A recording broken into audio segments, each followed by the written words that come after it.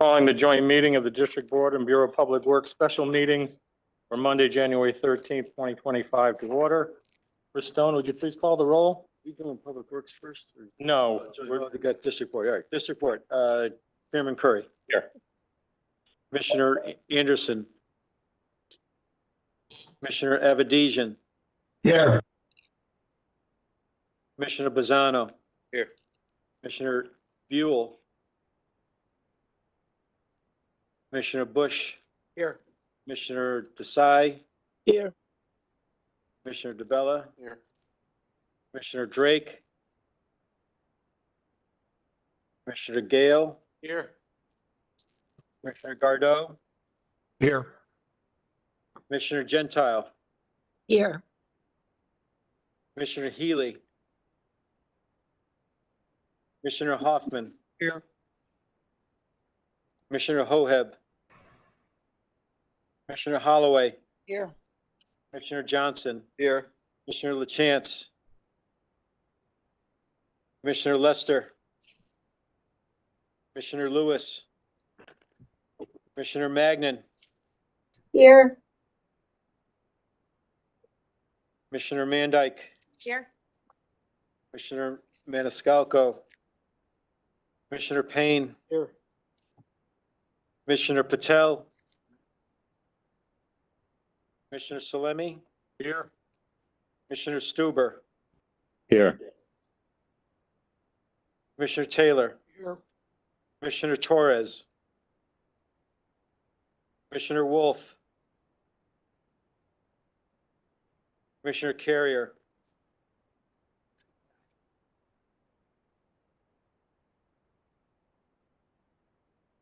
We have a quorum, Mr. Chairman.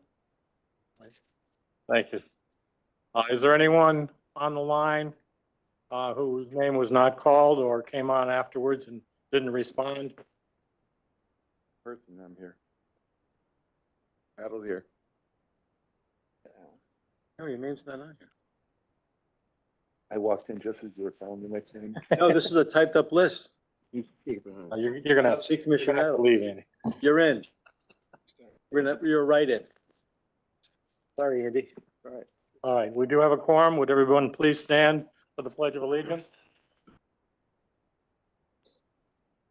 Pledge allegiance to the flag of the United States of America and to the republic for which it stands, one nation, under God, indivisible, with liberty and justice.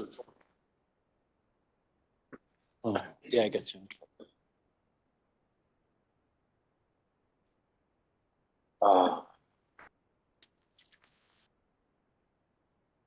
Next on the agenda is the approval of the meeting minutes of December 9th, 2024.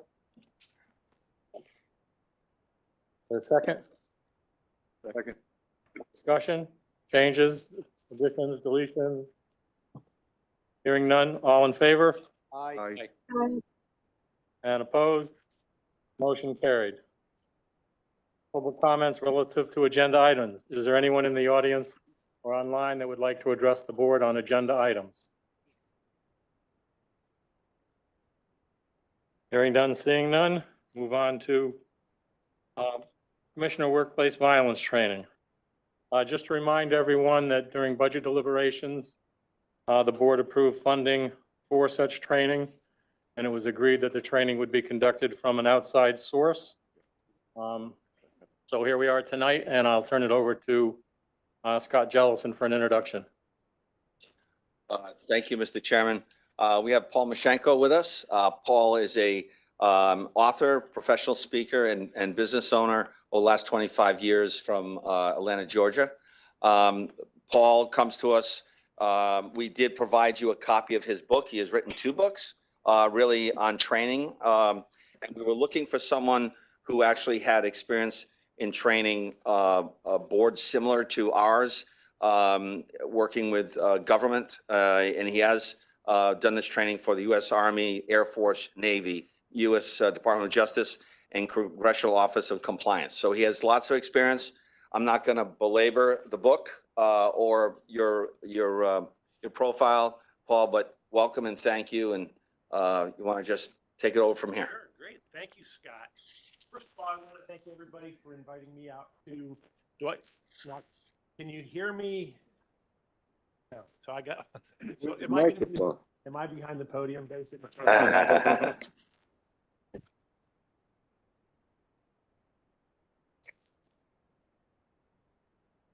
Okay, so I have a little bit of room. Can you hear me now? Okay, I'll try not to move too far away from the microphone. Anyways, I want to thank everybody for inviting me out here to talk with you. The subject matter that you brought me in under was workplace violence prevention, and we're going to focus on a particular type of workplace violence. Does violence have to be physical? No. No, not at all. How many of you have ever been around someone who is just emotionally or psychologically violent? Okay. Absolutely. By the way, this is a very safe environment today. So if I'm saying something and somebody pops into your mind and they're here, please don't point them out. That'd be really, really rude. We don't want to make anybody an example this evening. But we're going to talk about the antithesis, the opposite of violence. And that is something that I've been working with for the past 20 years, and that's the topic of respect.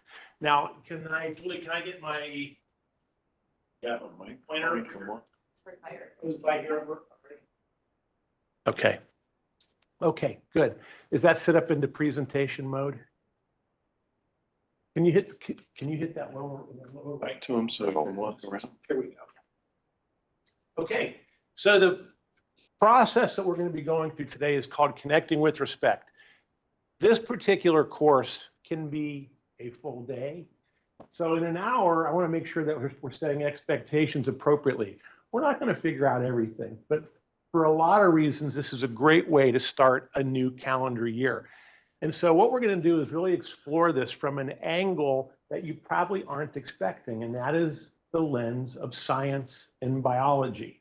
One of the things my wife likes to tell people right away when they call us and talk about bringing us in to do training is, you know, what's Paul's style? And she always says, if you're looking for kumbaya, don't bring in Paul. He gets why it's important to treat people with kindness and respect. But how many of you work with people who are analytically very, very strong, but sometimes with their social skills, they're a little bit lacking? Anybody ever work with somebody like that? So we're going to talk about both ends. We're going to talk about things that intuitively feel right, but I'm going to inject enough brain science into what we're talking about so that you know that what we're talking about really does, how we treat each other affects us physically just as well, okay? So our goals, we only have a short amount of time. We have to be done by, I think, 10 o'clock, is that right? Perfect. So our goals are modest. The first is to have a little bit of fun. My dad told me years ago, he said, Paul, we're not here for a long time, we're here for a good time. How many of you agree with that?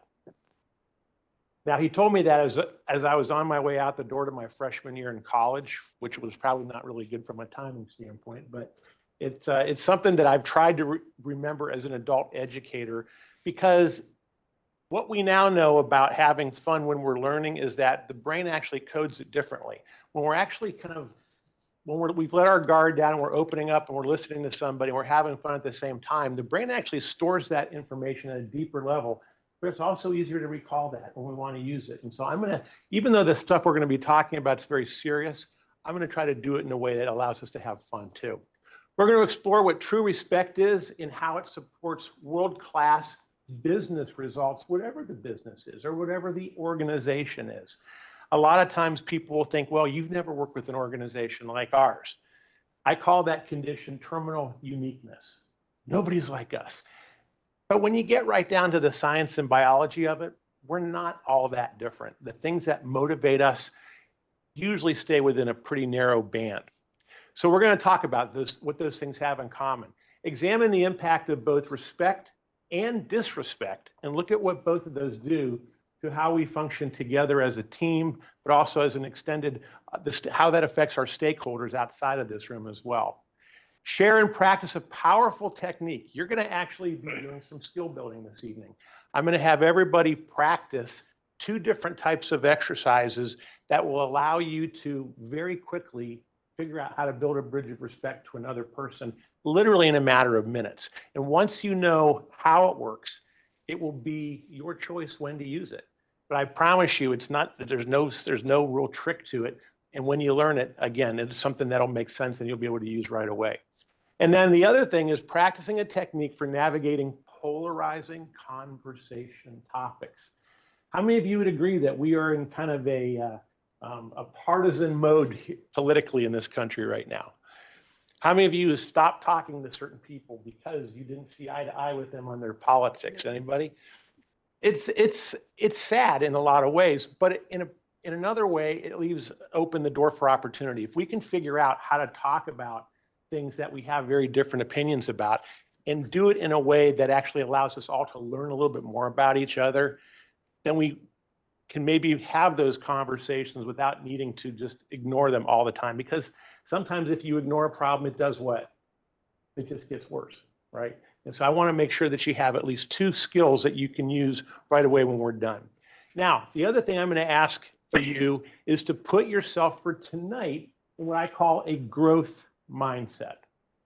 For some of you, this will be a no-brainer because this is how you engage the world anyways. But for others, if this doesn't seem like you, try it on for size, at least for the next hour. Determined to become a human becoming. Not a human being, but a human becoming. What's the difference? What's the difference between a human being and a human becoming?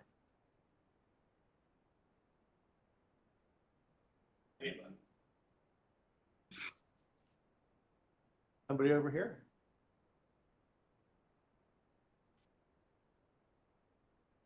Because you were looking at me.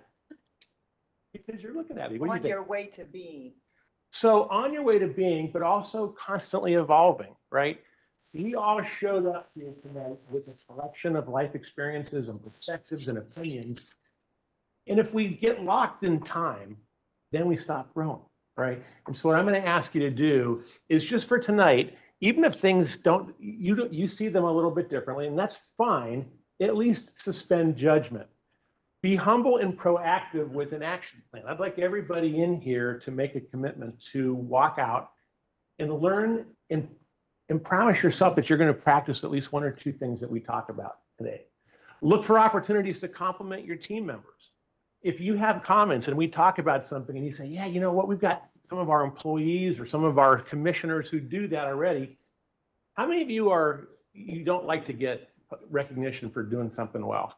How many of you get far too many compliments for a job well done? Every time your cell phone goes off, you're like, here it comes, another text, another attaboy, another. So tired. I wish Scott would just knock it off, right? Said nobody ever. So use this as an opportunity. If you have an opportunity to give somebody a shout out tonight, do it. Give each other the benefit of the doubt. I know that anytime you have a group of people this large, and many of you who have worked with each other for years and years and years, stuff happens. Baggage accumulates. So I'm going to ask you for tonight, give each other the benefit of the doubt when people are sharing things. And always look for ways to improve. If you hear something and you hear me saying, and you hear yourself saying, I know who he's talking about, and it's not me. Take a step back and say, well, maybe it could be me. Has it ever been me? And if I'm married, would my spouse say, yeah, that's you, right? So that's always a good litmus test. Lots of things we could be talking about, but we're going to focus on respect tonight. So let me ask each of you to think about that. Why? What value would it provide this organization and your stakeholders by better understanding the science behind respect? Anybody? You guys can jump into. What might be some of the benefits in unpacking and exploring the concept of respect?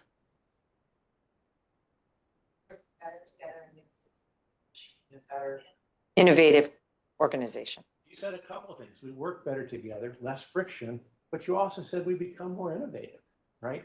When I'm treated with respect, that tells me that people in here want to hear what I have to say, and I'm more likely to raise my hand and share what I'm thinking. How many of you have ever been in an environment where there were a bunch of people and there was a question and you had an idea, but you were reluctant to raise your hand because you didn't want to be judged and you didn't want people to you didn't want people to come after you. Well, in a respectful organization, you have more people raising their hand. Let's get one more idea. what would be another reason for pursuing this topic of respect and exploring it?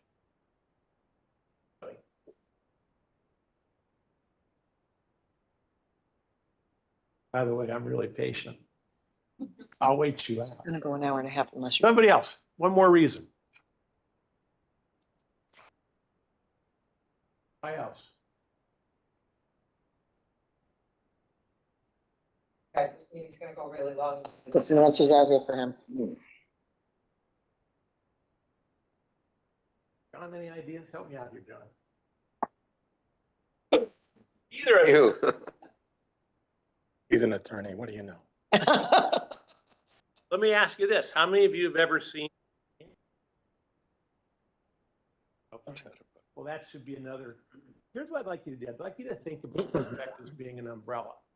And as most of you probably know, umbrellas come in all shapes and sizes, right? There's a little, how many of you have seen the little pop-up umbrellas that sometimes women will carry in their tote bags, or a guy will throw in his briefcase or something like that? And then you've got this huge golf umbrella so you can get like a whole family of 4 under, and the dog and the cat and everything. So respect comes in all shapes and sizes in each one of us.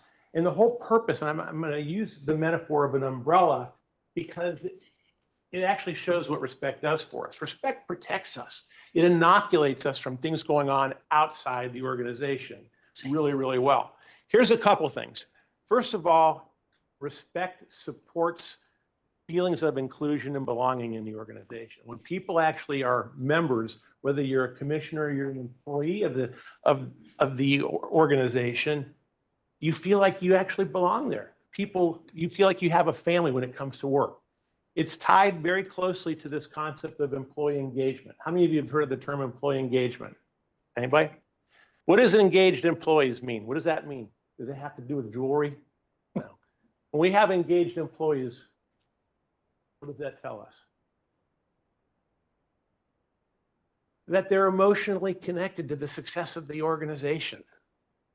When we have people who are engaged, that means when they get up and they go to work, they care about the work they do. They want to be successful. They want the organization to be successful. Psychological safety, which is knowing that when I do go to work, that it's safe for me to bring my full authentic self, whoever that is, and all the things that make me unique. I don't have to hide. I don't have to pretend I'm something else. Respect helps us create that. Organizational pride, a sense of pride for belonging. Loyalty, which is going to tie to something else in a second. But here's probably the most important thing from a high level. It builds trust. If we don't have trust, maybe we never built it in the first place, or maybe trust has eroded in some cases with each other. One of the things that we know is respect is one of the most powerful building blocks for creating that again. But what about me as an individual being part of this organization? What do I get? Well, how about this? We're healthier. There is absolutely probably some of the most compelling evidence that I've seen just in the past 2 years has come out about how respect actually physiologically is actually living longer, living healthier, and living happier too. And I'll share that with you a little bit later. It's easier for us to recruit new talent for the organization. More importantly, people stay. How many of you have ever seen good people leave an organization because of the way they were treated? Anybody? That in this hiring market right now, it is hard enough to find good employees, let alone holding the exit door open for them because we didn't treat them in a way that made them feel respected. So respect helps us keep good employees. Fewer EEOC issues if we have had those. Happier constituents. Whoever is a stakeholder of the work done by this group, they get a better version and a higher level of output too, because this machine, if you will, is working much more efficiently. And that's because we're just more productive. So what I'm going to ask each of you to do is think about what can I do to actually maybe extend my umbrella of respect to cover a few more people when we're done today, right? And by the way, don't think of this just as professional development. How many of you have ever experienced disrespect in your personal life from individuals? Most of us have. Most of us have. I had one of my favorite phone calls I ever took. One of our corporate clients is a company most of you have heard of, Johnsonville Sausage. So how many of you have had a Johnsonville bratwurst at one point or another? So I had a call from in my office from a woman named Amanda, and she said, Mr. Mashenko, you don't know me, but you know my husband is Corey. He works at Johnsonville. I said, oh, how can I help you? She goes, oh, no, you already have. I'm calling to thank you. I said, thank me for what? And she said, well, they're rolling out your respect training at Johnsonville right now. And she said, my husband is obviously taking it to heart because I have a much better version of my husband, and my kids have a better version of their father now as well. And so if you hear something today that even though we're providing it as part of your professional development, if it rings like it would be appropriate in your personal environment too, take it and use it there. The bottom line is this: it actually drives business results. I can promise you pretty much after 20 plus years of research on this subject that even a little bit of attention focused on how we engage each other and the quality that we engage each other will lead to observable and significant and measurable business results. Now, I have a warm-up exercise I'd like everybody to do. You have a handout, by the way. Diane, have a handout. Very top of the handout on the first page. I ask you to do about a 30-second thinking exercise. And all I want you to do is think back to who you learned supposed to treat others from. It could have been parents, grandparents. It could have been a first boss or supervisor, but somebody help me out. Take about 30 seconds, and I want you to write down, who did you learn? Who do you remember learning how to treat other people from, and what did you learn? See what you come up with.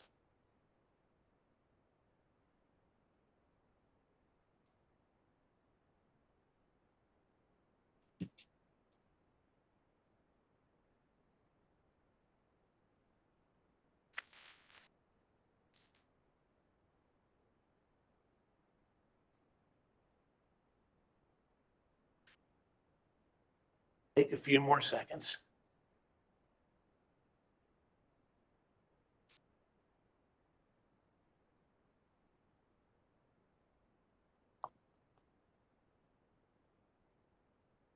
Now, as you're finishing, let me ask you, who picked your parents? Okay, what's one thing, what's your first name? Andy, Andy? Andy, what's one thing you remember learning from your parents? they always taught me to treat others as I expected to be treated myself. Yeah, how many of you have heard of the golden rule? Treat other people the way I want to be treated. Has anybody ever heard of the platinum rule? Anybody ever heard of the platinum rule? Platinum rule we're going to talk about a little bit later is a little bit more challenging. The platinum rule says treat other people the way they want to be treated, which is actually in an increasingly diverse workplace, maybe the more appropriate frame of mind to pick. Because do you think everybody wants to be treated like you and I do? No. And how are we going to figure out how somebody wants to be treated? You get to know them, right? As we develop relationships, we get to know more about each other. We actually make the time to learn about each other more appropriately. Well, let me ask somebody else. Who else picked their parents? Your first name again is? Jackie. Jackie, tell me what you learned from your parents. Top down, you treat people the same. So kind of the equity, whatever you are for whatever you do for this person, do the same for the next person. Very good. Anybody pick their grandparents? What's your first name? James, what did you learn from your grandparents? Always be polite. Always be polite. And what happened if you forgot that? Were there repercussions? Yeah, there were repercussions. I Stern remember talking. those too. Anybody pick a non-family member? I picked I'll talk a little bit later about one of my dorms in Ohio State. Who did you pick? I didn't, I mean, obviously family comes first because that's where you, but I thought we were in the context of like public kind of thing, not family necessarily, but certainly at school. And I wouldn't say any one teacher, but, and just, for total disclosure, I went to Catholic school, so, but, all sort of all of what you'd expect about respect and about, how you address other people and talk to other people was all based on that. And I was also later in scouting, and as a Boy Scout, and it was it was in scouting for a while, you know, so I was there for a while. And it's the same sort of thing. It's just, you know, all about respect of not just people, but, you know, the institutions and so forth, you know, around you. So. Absolutely. I was in scouting also. A scout is trustworthy, loyal, helpful, friendly. Remember all those? So, I do. yes, as a matter of fact. And so here's the thing. If you were to close your eyes, whoever you wrote about on your handout, if you close your eyes and you think about them right now, how clearly do you remember interacting with them, whether they're still alive or not? How many of you have very, very crystal clear memories about these people? Most of us do. Most of us do. These are people in some cases that we spent many years with. But here's what a brain scientist would tell you. Most of us are blissfully delusional in the accuracy of our memories. We think we remember like a little video camera, but that's not exactly how the human brain remembers things. There's only about 5% of the overall population that has the ability to remember facts and details the way they actually happened going past 6 weeks. You know what the rest of us do? We fake it. We think we're really accurate, but we fake it. And the only thing it takes to show us that we don't always remember things, at least the same way other people do, is think about the Thanksgiving dinner table when you're talking with your siblings and you're recalling events from when you grew up, and they remember it differently than you do. Obviously, they're wrong, right? Because we know we remember it correctly. But what we really remember, what we call memory, is actually divided up into a lot of different pieces. The part that is most persistent in our memory has to do with the part of the brain called the limbic system. Has anybody ever heard of the limbic system? The limbic system is our emotional recorder. The very first thing, when I say anybody's name, and especially if you knew them personally, what do you think the very first thing your brain would lock in on about that person? How you felt when you were around that person. And the more time you felt, the more time you spent with them, the stronger that feeling becomes. How many of you have certain individuals, because of the way they imprinted on you in the past, if you saw them tomorrow walking down the sidewalk, you would turn your head and go in a different direction because you really wouldn't care to interact with them again, right? We all are forming memories in the minds of the people that we interact with. And we're going to give that memory a name. It's our legacy.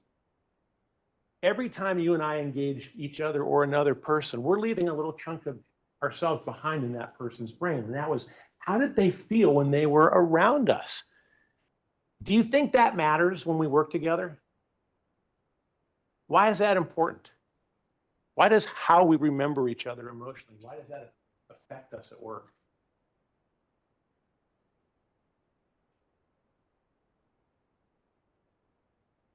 It goes back to something I talked about earlier, which is trust.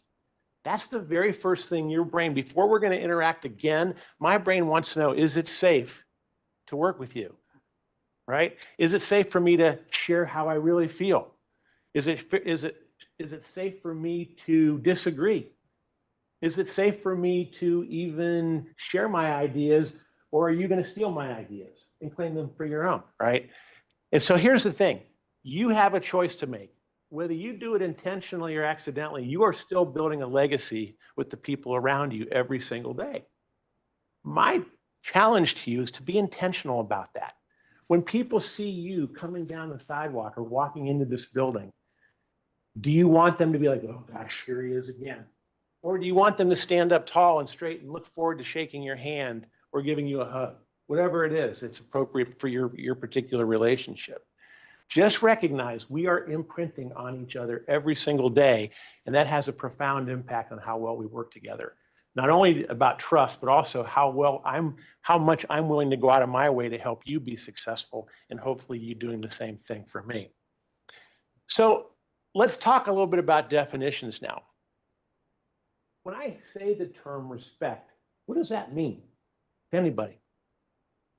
When you hear the term respect, what comes to mind? Certain behavior. Certain behaviors, like what?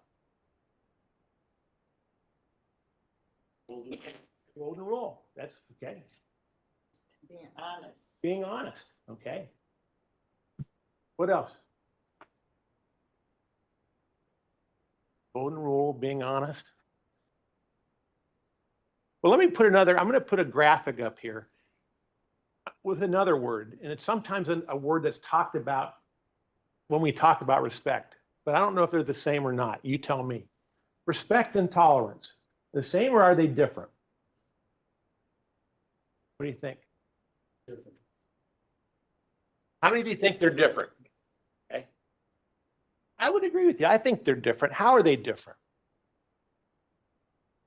You can tolerate somebody but not respect them. Absolutely. Absolutely. Does that mean tolerance is a bad thing? No? No, not at all. Here's the difference. How many of you are married or have a significant other that you share a home with? Okay. For those of you who are, imagine that you went home after this particular incredibly powerful meeting we're going to have tonight, and your significant other is waiting for you. Hey, how was the meeting tonight? And you light up like a candy. You're like, oh, it was fantastic. First of all, they brought this guy Mashenko, and he was incredible. But you would have helped me realize just how much I really feel tolerated by the people I work with. How many of you would get a strange look if you said that? If you had to give being tolerated a letter grade, what letter grade? It's not Dean's List material, is it? It's not a failing grade.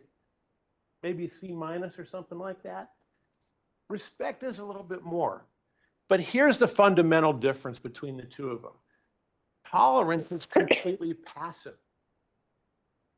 When I don't, if you and I have to be in the, but we don't necessarily have to work together, that's what we will choose to do. You do your thing, I'll do my thing, and we'll just kind of put up with each other. That's kind of what tolerance in some ways means. It just means we put up with each other, right? Now, every time we actually start interacting with another person, that actually takes energy. By the way, tolerance is not a bad thing, but here's the other thing I want to make sure you understand. Your brain and my brain, we have a default. We like tolerance. You know why we like tolerance?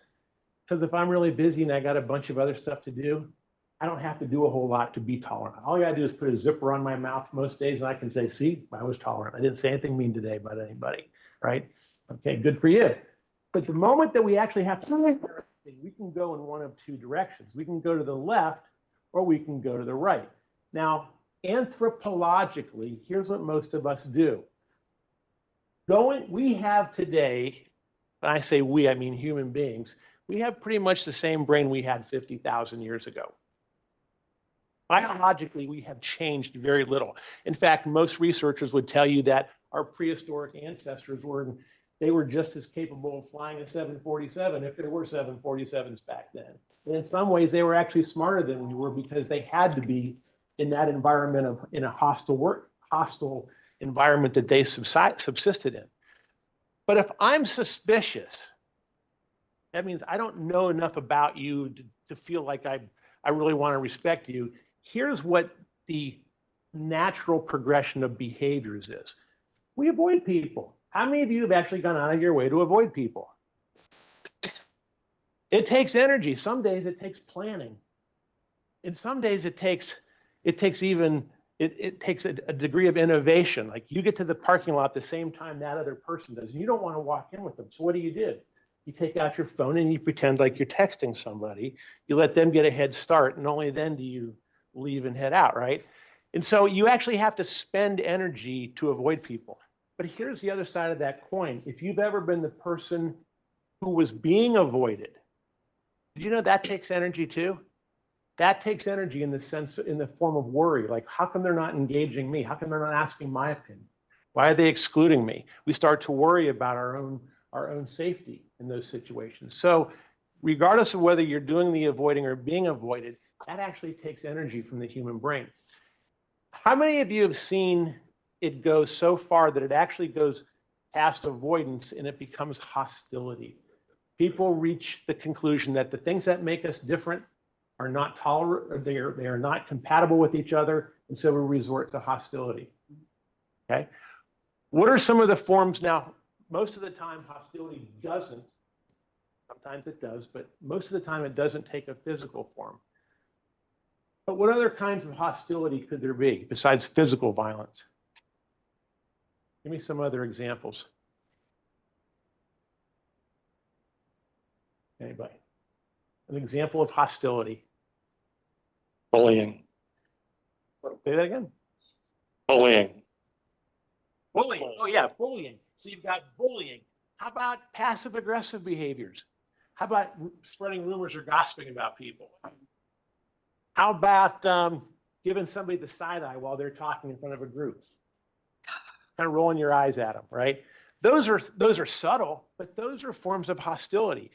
Let's define hostility very broadly. Hostility is any behavior I would engage in that is intended to harm another person or group in any way, physically for sure, but emotionally, reputationally, or from a productivity standpoint, doing something that makes it difficult for another person to do their best work.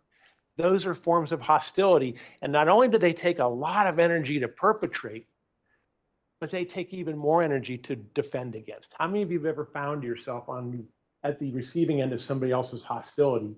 And it was draining, it was depleting, right? Here's the worst part about hostility. You don't even have to be directly involved with it to be affected by it. How many of you have been caught as collateral damage with other people going after each other? And so here's the thing. There's a lot of energy that's being spent, whether it's avoiding or being hostile. And what do we get as an organization? Energy isn't free. So what do we actually get from that? Nothing. Zero. It is lost and wasted energy. And I'm going to ask every person in this room to think about that. The next time you witness hostility, or maybe are even on one end of it or the other, ask yourself, is this helping anybody? Because we spend the human brain does not have an endless supply of energy. When you get up in the morning, some of you have breakfast, some of you skip it and wait for lunch, whatever. We eat food, has calories, calories get converted to glucose, and my brain burns on glucose. Any energy that I'm spending that's not productive, why would we want to do it? But if we're going to challenge our behaviors and try to get away from avoidance and hostility, we have to remember a different time first. Was there ever a time when we were not governed by suspicion about people who weren't like us, or maybe we thought had different motives? Was there ever a time when we were not suspicious? Yeah, before we learned that other people were different than us. I mean, I think that's, pretty obvious. Like this? How many of you have kids or grandkids? Ever seen kids at a playground? What do kids at a playground do? Do they care what you look like? Kids are really simple. Kids are wired to be fundamentally different than adults because that's how they learn the things to become adults. We all go through an incredible phase called curiosity. And this is what happened. And a quick story I'm going to share with you. A couple of years ago, this was right before the pandemic. I was on a Southwest Airlines flight from Baltimore, on my way back to Baltimore from St. Louis. These were my two flight companions. I was an A-list flyer on Southwest. That meant I was usually one of the first 10 or 15 people on the plane. I'd try to get a forward aisle so I could get off quickly on the backside. When I got on the plane, there was already a young girl sitting by the window. I barely paid attention to her because I had a lot of busy adult things to do, messages to check and stuff like that. So as I'm situating myself, I feel a tap on my shoulder. I look up, it's one of the flight attendants. And she says, "Excuse me, sir, would you mind holding would you hold this middle seat?" And I thought, this is Southwest Airlines. You're not allowed to. She goes, "Let me explain. It's another young person flying without their parents. And I thought I'd put them together." And I said, "Hey, great idea." Selfishly, I'm thinking more elbow room for me, right?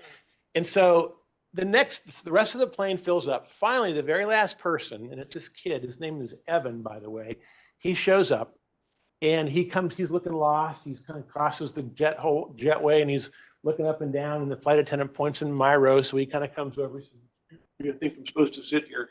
He gets up. I get up, let him in. Immediately, boy sees girl. Girl sees boy. He goes, "Hi, I'm Evan." She goes, "Hi, I'm Yvonne, but you can call me Vonnie." Next thing you know, rather than stowing his backpack, which we were all supposed to do, right? They have a whole routine. They had a whole nother routine on their own. She pulled hers back out. And they started doing an inventory of all the things they had in their backpacks. starting with the snacks. And they pulled their tables down. I was just kind of watching this with fascination. And they kind of angled their snacks towards each other, signifying what? We'll be sharing. I dare any of you to try that the next time you're on an airplane. Yeah, Jimmy John's looks pretty good over there. Anyways, next thing, what did you bring to play with on this flight? Well, Yvonne had some puzzle books. She had like a stuffed, there's a pink stuffed animal on her lap. But Evan, he was the techno kid. He had one of those Game Boy controllers, first of all. And then he pulled out something from his backpack that I had not seen in years. It was a little gray box about this big. He goes, look what I got. She goes, what's that? He goes, it's called a CD player. Oh. How many of you remember the old Walkman CD players? Her next question was, what's it do? You know you're old when, right? He goes, it makes music. And he very proudly pressed a little button and the lid goes, and she goes, it's on this disc here. There's like 12 songs on here. She goes, that is so cool. She goes, but I didn't bring any earbuds. He goes, oh, that's okay. We'll just share mine.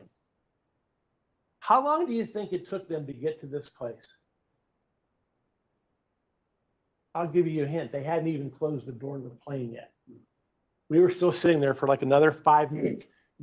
And I thought to myself, first of all, and by the way, I asked their permission, then their parents when they landed if I could use their picture, because I had never seen something like this happen so quickly, so organically.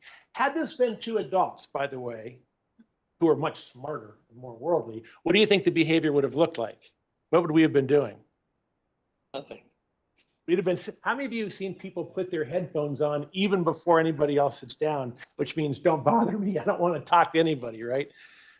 But kids are different. Kids are wired differently. So here's my question.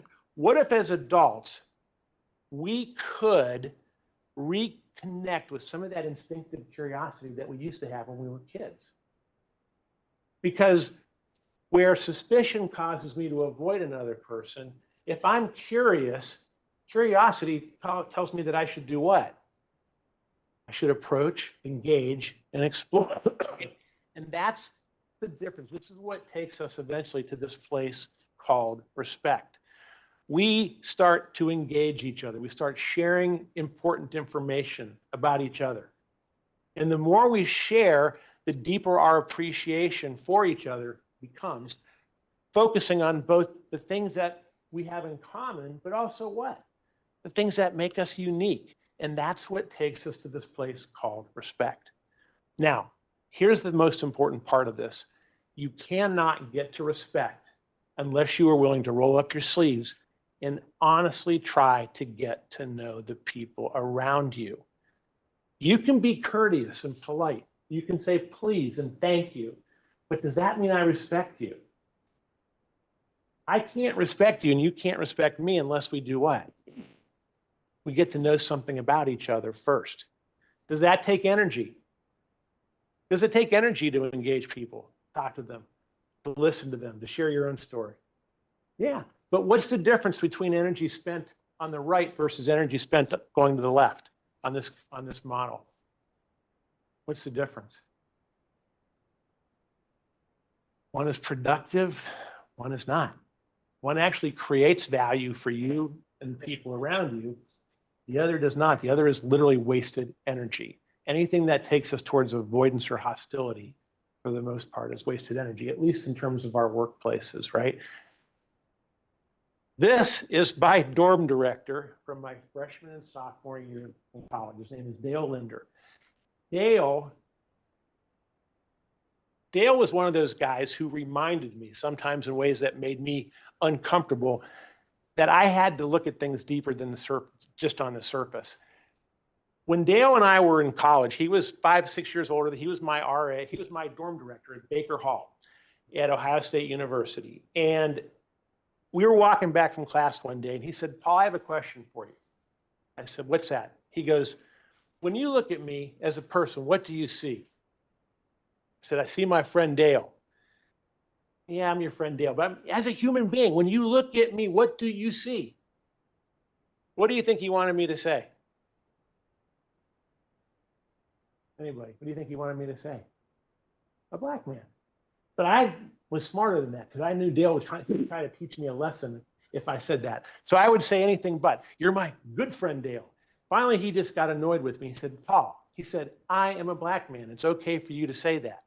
He said, in fact, if you can't acknowledge that I'm a black man and you are an almost white man, thanks, Dale. He said, you can't really respect me. And that really hurt me. I said, Dale, why do you say that? He said, because if you can't acknowledge at least the most fundamental difference between us, I'm black and you're white. He said, what that means is you're not even going to be a little bit curious to try to understand how my journey through this world is going to be different than yours. X. I had never stopped to consider that. And do you know why? Because I was taught the golden rule. We're all the same on the inside, but we're not. How many of you would agree that the way we come packaged into this world, be it our gender, be it our sexual orientation, be it our skin color, that those things impact how we're treated by the rest of the world? How many of you would agree with that?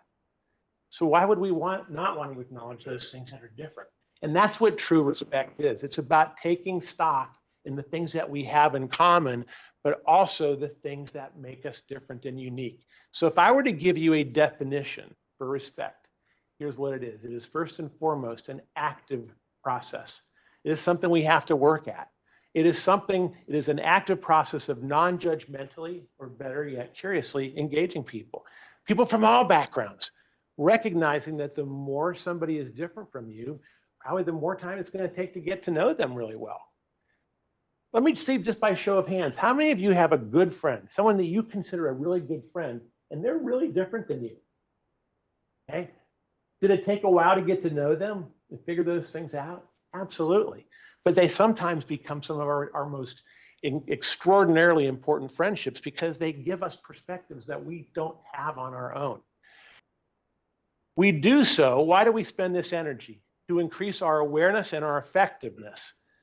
That's the sum game. When we make that investment in each other, we become more effective and efficient working together. How come? Why do we get more done easily with less effort if we know each other? Anybody?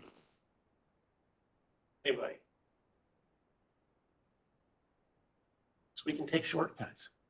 How many of you have worked with somebody for so long, you know them, you know what they're going to do before they do it sometimes, right?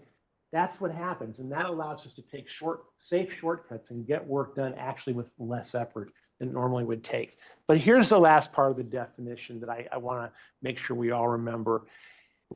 It's done, style counts. It's about engaging each other in a manner that esteems both myself and you. It's the creation of worth, and it's the conveyance of worth and value. I want to make sure that when you and I are done talking, that I have done something to make you feel valued as a human being, as a coworker. How many of you think if we did nothing besides that, that could make a difference all by itself? Simply focusing on trying to make the people around us feel valued. Do you think that would be hard to do? Or just something we have to focus on? What do you think? The only thing that we have to gauge each other on is our behaviors. And if we did small things every single day that led to more people in our presence, how many of you wouldn't mind working at a place like that? I know I wouldn't. I wouldn't at all. So what I want to do next with our remaining time is I want to explore what respect looks like, but also what disrespect looks like and how they affect us. And so here's what I'm going to have you do. Also, if you flip over to the back side of your hand, there you go. What I'd like you to do is think back to a time when you distinctly remember being treated by hopefully coworkers, hopefully you can think of a work example, in a way that genuinely made you feel respected. And I'm going to actually I'm going to write down some of your answers up here. What I'd like you to think about is, what were the specific behaviors? What did people actually do that made you feel respected? Did they give you recognition for something? Did they thank you? Did they recommend you to somebody else? What did they actually do? And then across from that on the right-hand side, I want you to write down the emotions that you experienced because of that. Made me feel happy, made me feel like I belong, made me feel like a good team member, made me feel smart, whatever. So that's your job. 30 seconds. Think of a time you remember feeling respected. What did the other person do and how did it make you feel?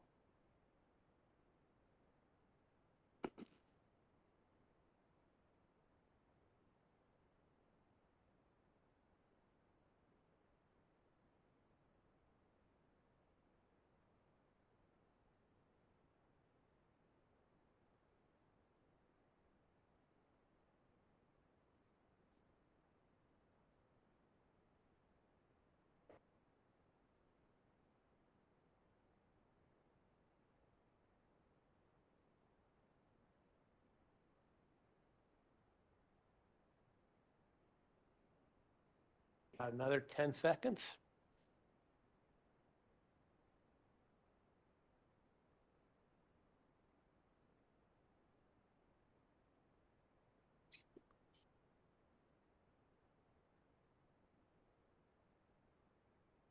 All right, let's talk about some of the behaviors.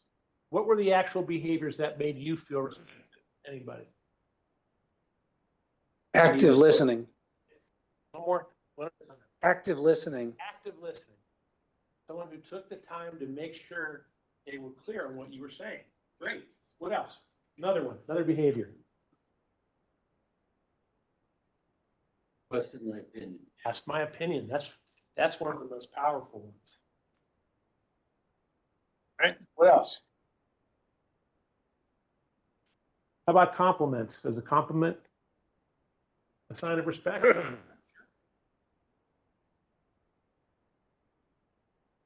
What else?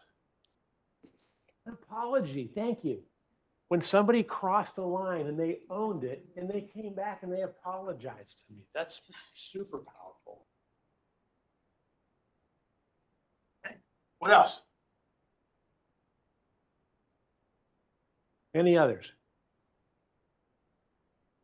I'm sure you've probably got more, but I'm going to prompt you a little bit. I actually did this class virtually for another group in Wisconsin about 2 weeks ago, right before the holidays. And these were some of the items that they came up with public recognition, gave me an attaboy, recommended me to other employees because I was smart, asked me to mentor my peers, asked me to go and have lunch with them, asked my advice, sent me a written compliment. By the way, how many of you have ever received a written thank you note or card from somebody? How long does it take to write one of those out? 2 minutes? If you want to have something with a lot of shelf life, send somebody a thank you card.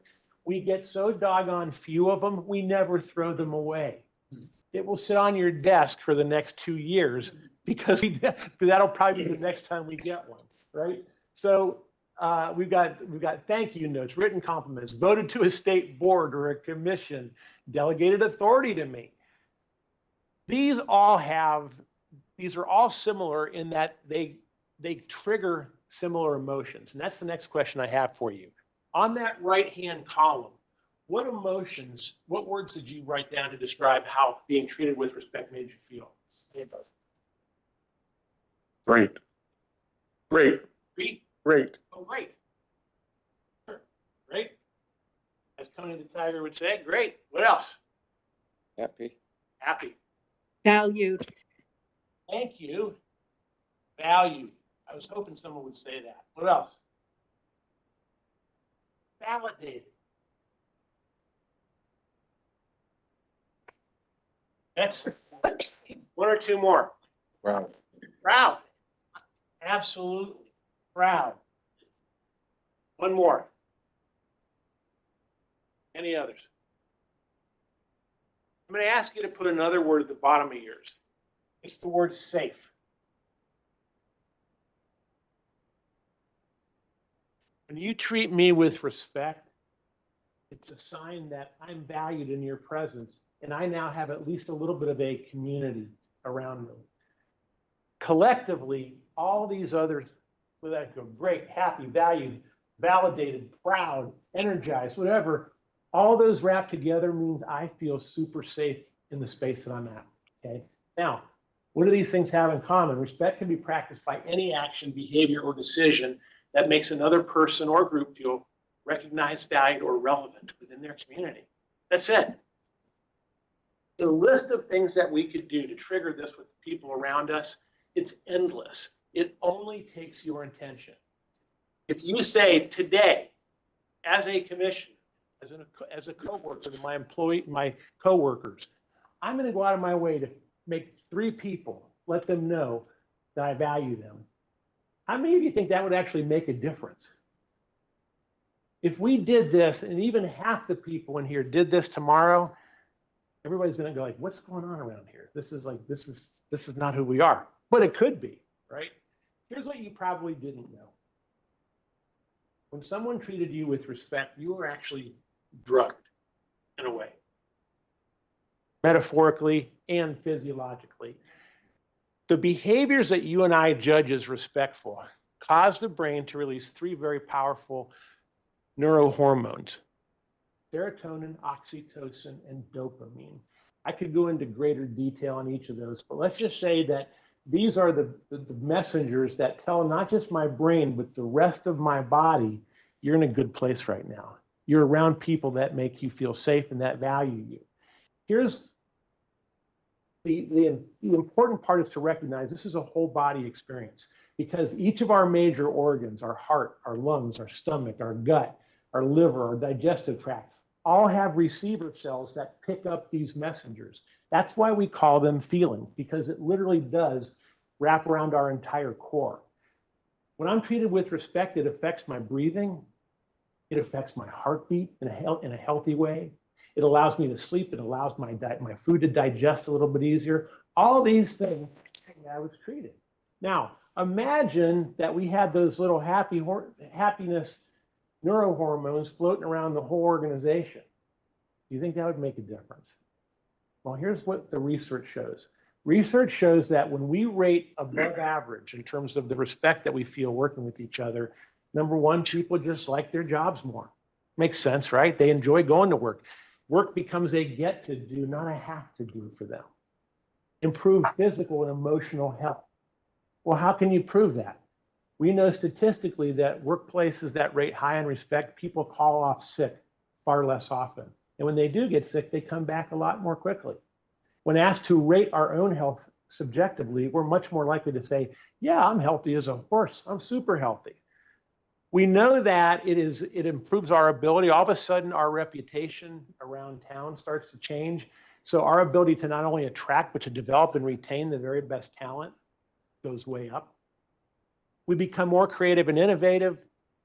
Our customer satisfaction, or citizen, however you evaluate the satisfaction that people have in working with customer service, whether it's customer service or it's just the citizens at large, we know that is tied statistically to respect scores, and more productive, profitable if we were in the private sector, but resilient. We get through tough times and changes better because we know we can lean on each other in the process. Here's the best part about this. It's free. It is absolutely free. We can create this simply by challenging what we think is normal and how we treat each other. Now, how are we doing on time? You've got another 30 seconds. I could do the quick finish up, or we can spend the time actually practicing a little bit. You tell me. You take your time, within reason. Okay, within reason. So here's what we're going to do. This is a 5-minute exercise. All you're going to do is you're going to pair up with 1 or 2 of the people next to you.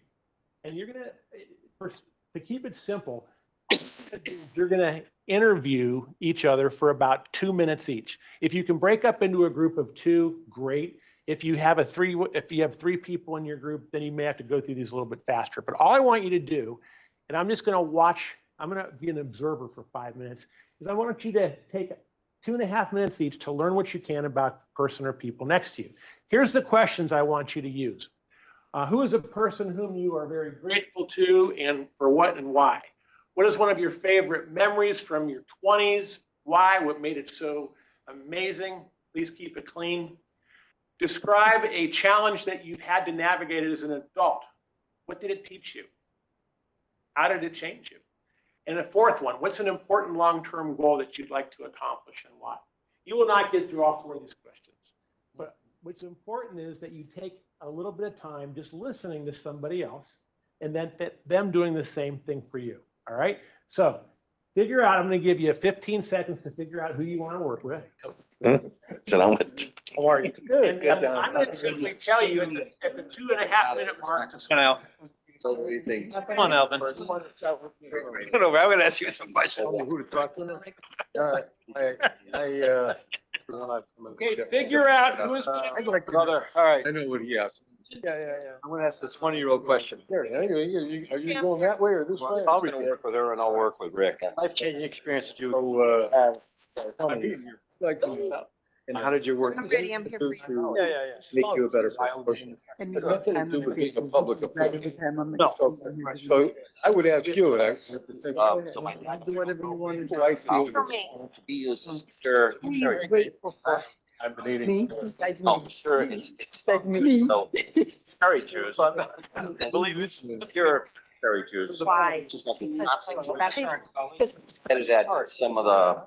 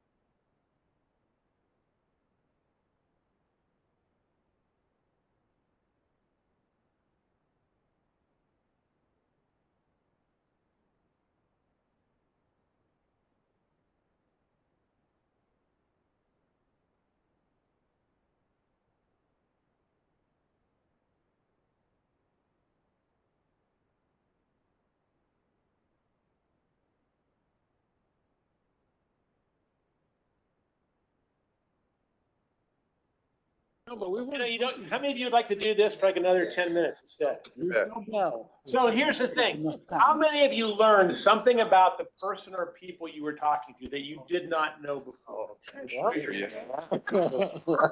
How many of you found something that you found really admirable about something that the other person was sharing? Here's what I observed.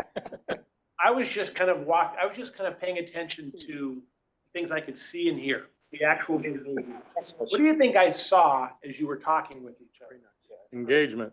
Engagement. What else? Smiles. Smiles, eye contact, a lot of nodding when one person was talking and one or two other people were listening and nodding. And what does that tell the other person? Listening. I'm paying attention. I'm dialed into whatever you're sharing with me, right?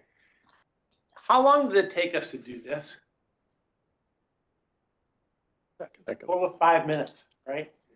What if I said, hey, what if I challenged you to say, I'm going to see if I can find 2 or 3 chances every day just to get to know the people I work with a little bit better. How much longer would it take you on any given day? 3 or 4 minutes? You're going to go and interact with people anyways. This is just some of the stuff we can do in between. But look what happens if we can kind of create this kind of, and I watched it started off slow, but then pretty soon people were using their hands and they were laughing and pretty soon, what those are, by the way, those behaviors, those are all the behaviors that we demonstrate in what we call a pro-social environment. When there is a very small amount of friction that's getting in the way of you hearing what I'm saying and vice versa, right? But here's what you didn't know. You were actually going to gift. What was the gift you gave each other? Curiosity. I know some of you were thinking, well, you know, I told them all this really fascinating stuff about me that they were just dying to know. Yes, maybe. But the real gift you gave each other was your undivided attention, even if it was for only 2.5 minutes. When was the last time someone let you go on and on about yourself for 2.5 minutes and they weren't a paid therapist? Right? We don't get that very often. But here's where this is why this stacks up, and we start taking notice of this. Making the effort to learn about, to acknowledge, to hold in regard the things that are important to other people is one of the most powerful demonstrations. Excuse me. Bless you. Why? Because for me to listen to you tells you, hey, I think you're important enough to pay attention to, right? Now, I'm going to speed through the back part of this a little bit because I don't want to keep you here too late. But we are going to do the same thing real quickly for disrespect. I want you to, on that same page, right below where you just did, I want you to write down, think about a time you distinctly remember being treated with disrespect. What were those behaviors and how did they make you also? 30 seconds. Back in here.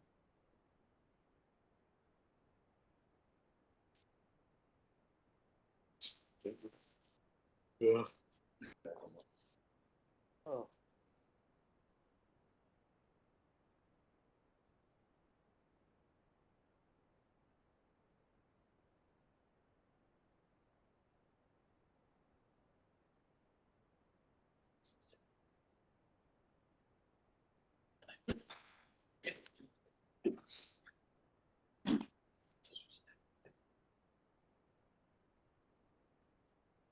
All right, let's hear some examples. Give me some examples of disrespectful behavior that made you feel disrespected, at least. You have kids? Anybody? Lying. Being shunned. Being lied to. Shunned or ignored. Lied to. What else? What else?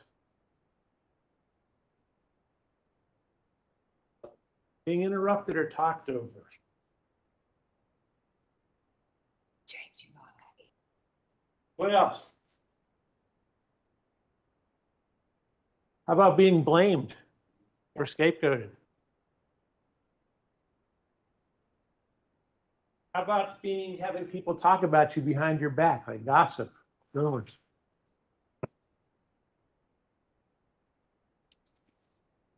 You all right, Diane? How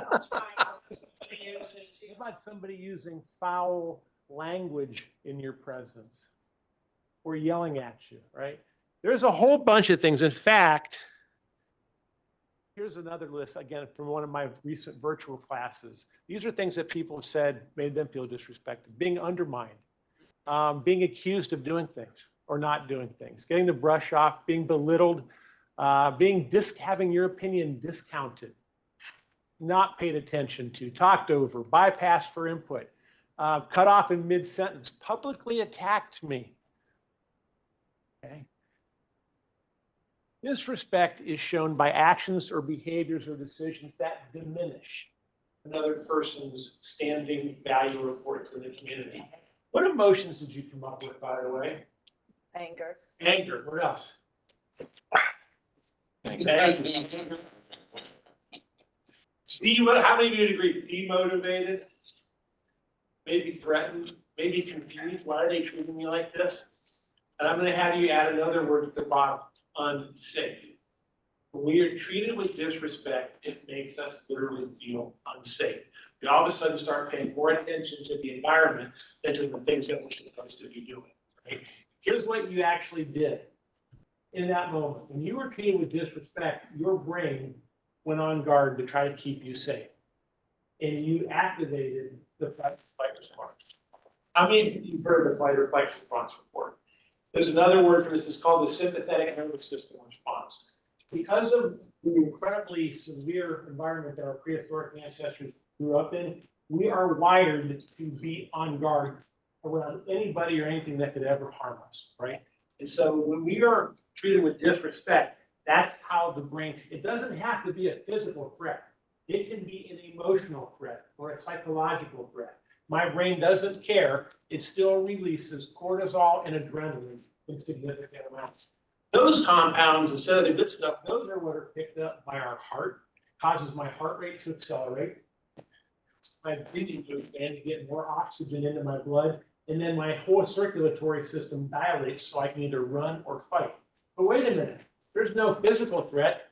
Somebody just rolled their eyes when you were talking in a staff room, somebody that you think is important, and your body did the exact same thing. What do you think happens if your body, by the way, how long do you think this response lasts compared to the good stuff? Long time. Long time. The good stuff only lasts for about 15 to 20 years. And then you're left with a nicely laughter zone. Cortisol can stick around in your body for up to 4 hours. It's something that somebody said or did at 10 o'clock this morning, it's 1:30 in the afternoon and you still haven't let go of it.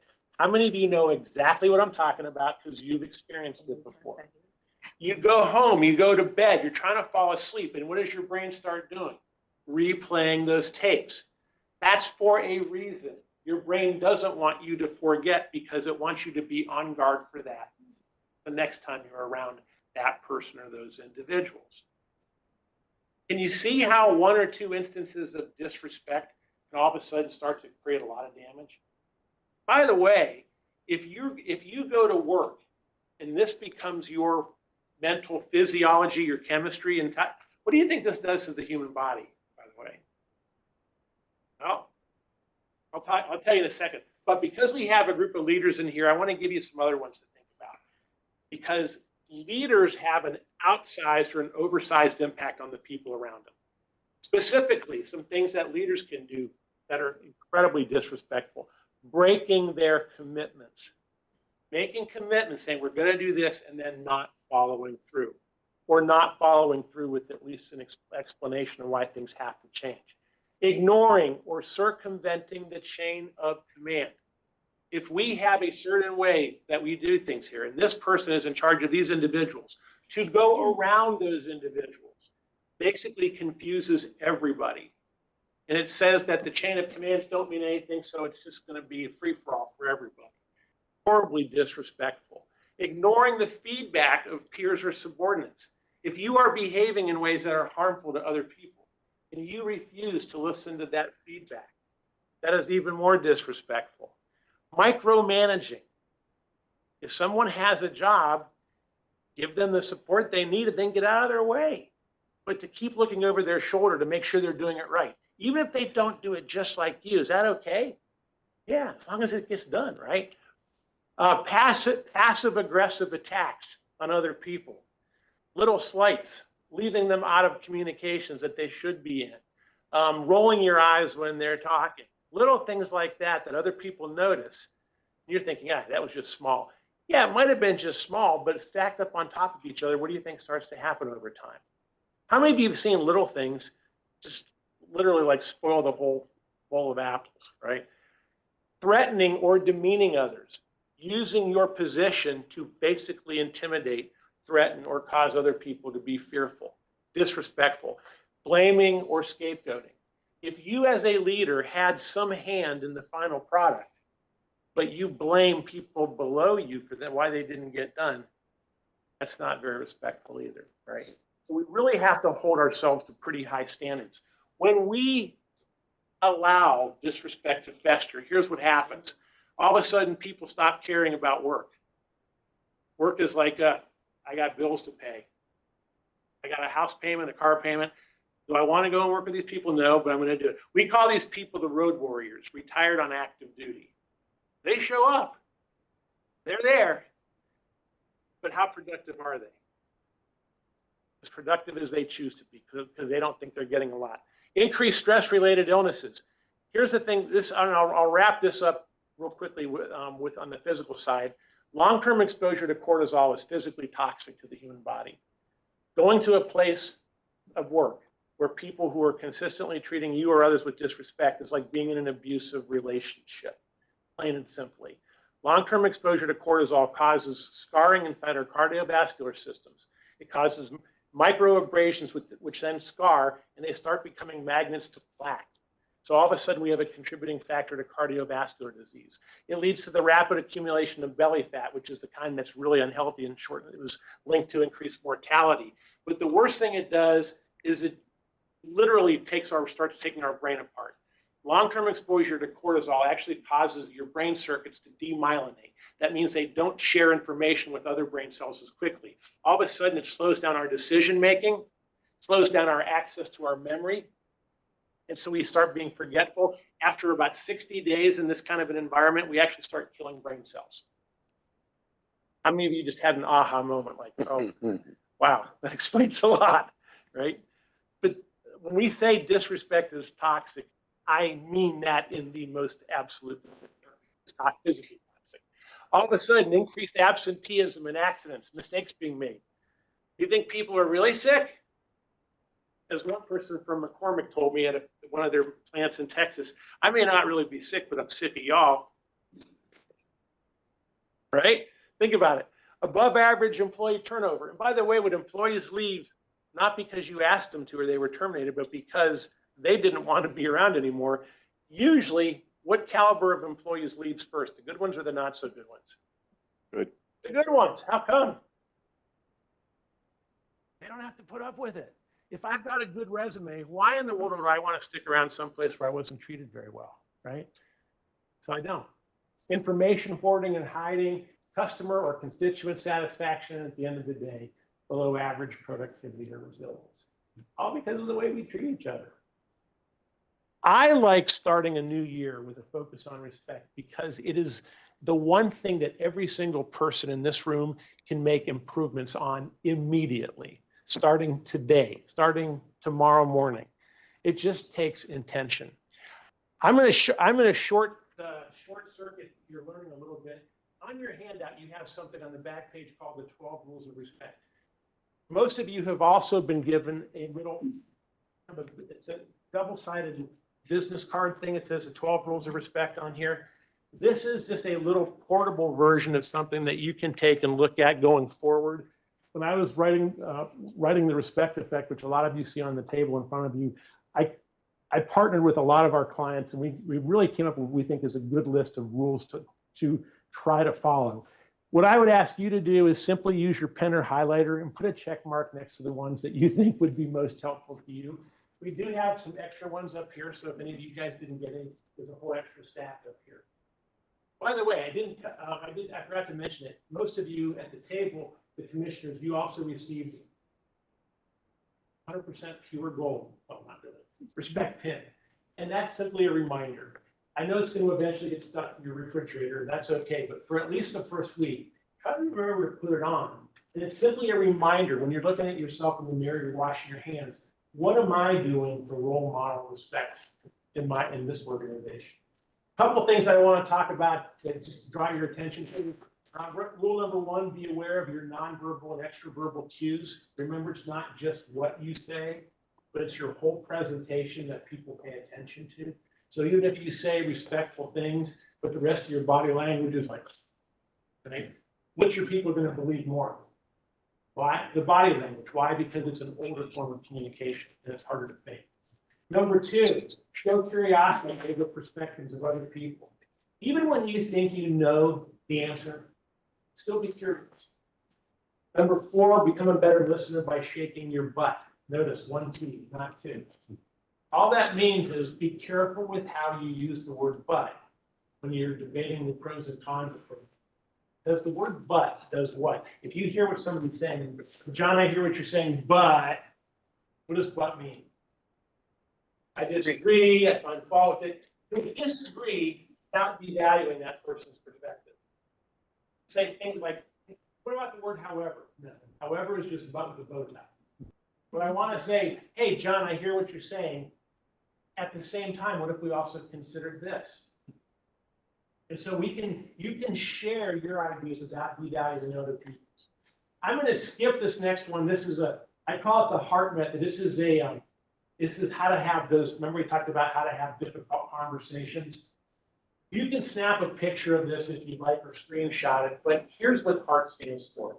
Even when there's a highly controversial subject, make sure, especially if you want to even have a conversation. There are some conversations where the juice isn't worth the squeeze. Right?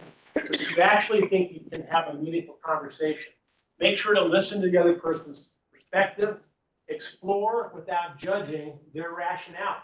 Hey, you know what? Thanks for sharing that. Help me understand why you see it that way. Number 8, or A rather, acknowledge and validate the other person's feelings. Hey, you know what? I get why you feel that way. At the end of the day, that's what most people just want, is a little bit of validation. And then here's where the trick comes in. Relate your views with the connection point. You know, I know family is really important. It's really important to me, and that's why I see it this way, right? And so you find something that you both agree on a value, but you just show how that value might be explored from a different perspective. And then thank the other person for sharing their perspective. So just a short model for having difficult conversations. Now, I want to wrap up. Let's see, I want to skip through these last ones here. Oh, here's this one. This one we came up, someone mentioned earlier. Never hesitate to apologize. We all cross boundaries on occasion. Do you think it makes you a stronger leader or a weaker leader by being able to apologize? Stronger. Way stronger, because it suggests humility. And it suggests that you're putting yourself at the same level as the other person. The last one, smile. Okay? Smiling is a nonverbal form of communication. But when somebody greets, you come to their office or you're meeting them, and they greet you with a smile, what does that smile tell you? What does it tell you? They're approachable.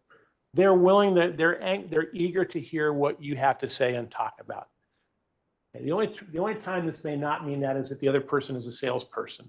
Then just run. Right? Ciao.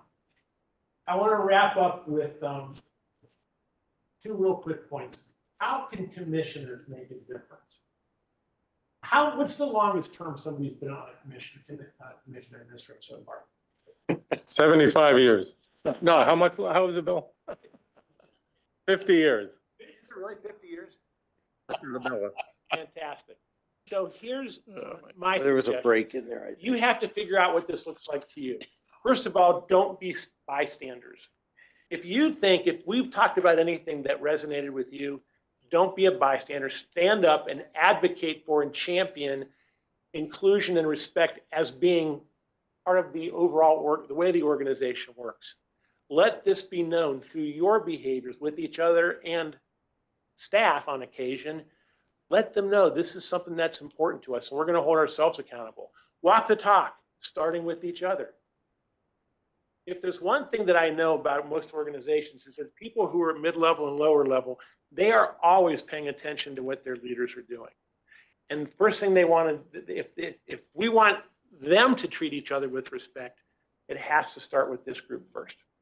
If they watch you doing it and they know you're paying attention to it, there's a good thing they will. Investigate and address reports of disrespect quickly and decisively. If you know people, if we know that we have somebody in there who is causing unrest and causing people to feel unsafe, you think there's a good chance it's impacting the output of the organization? Absolutely. Finally, be specific and create your own respect expectations. I've only been here, we're going on a little bit past an hour, but we're just scratching the surface right now. What I would challenge this group to do as a follow-up is map out for yourself. We call it a code of cooperation. What do we want respect to look like for us? What behaviors do we want to see more of with each other? And what behaviors do we need to get rid of because we know they're taking us in the direction? That doesn't have to be the same list for everybody else. But if this group says this is important for us to talk about and important enough to actually codify as a document, that tells everybody else that it's important too. Wrapping up, we talked about respect.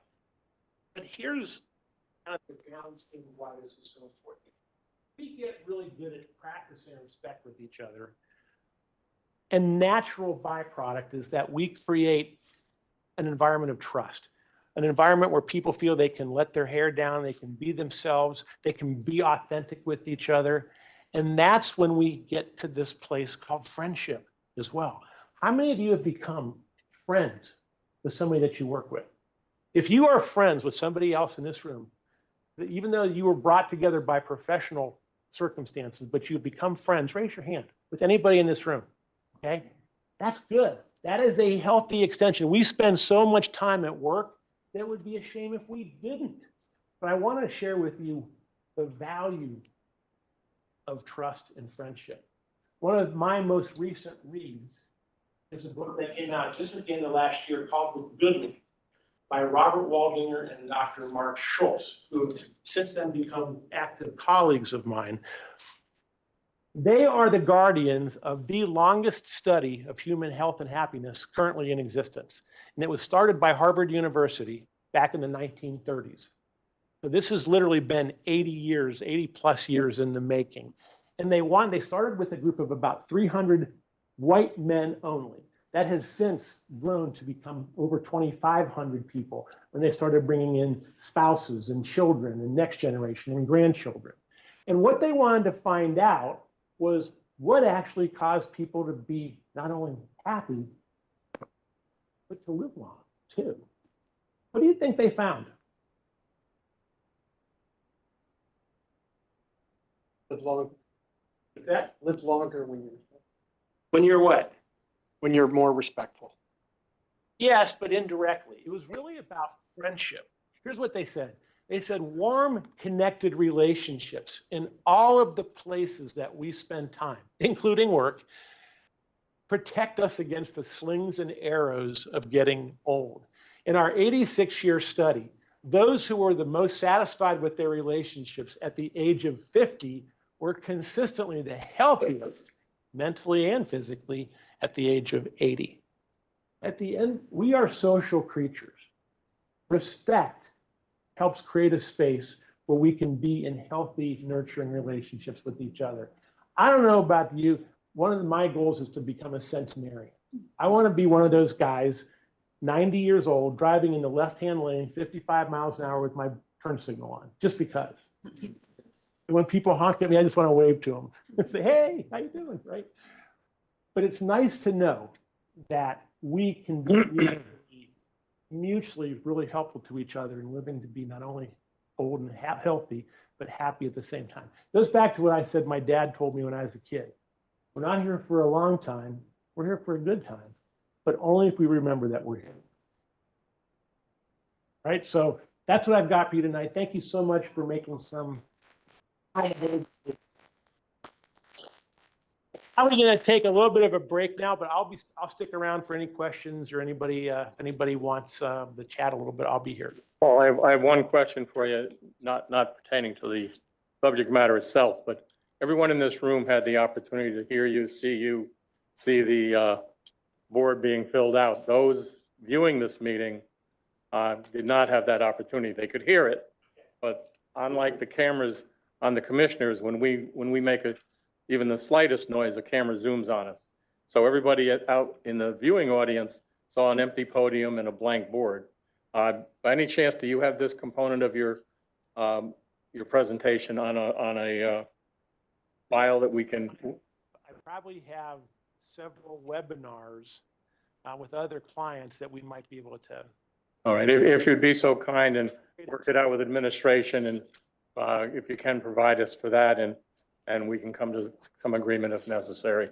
I'll work with Jamie and get something figured out. Yeah, and everybody is getting one of Paul's books.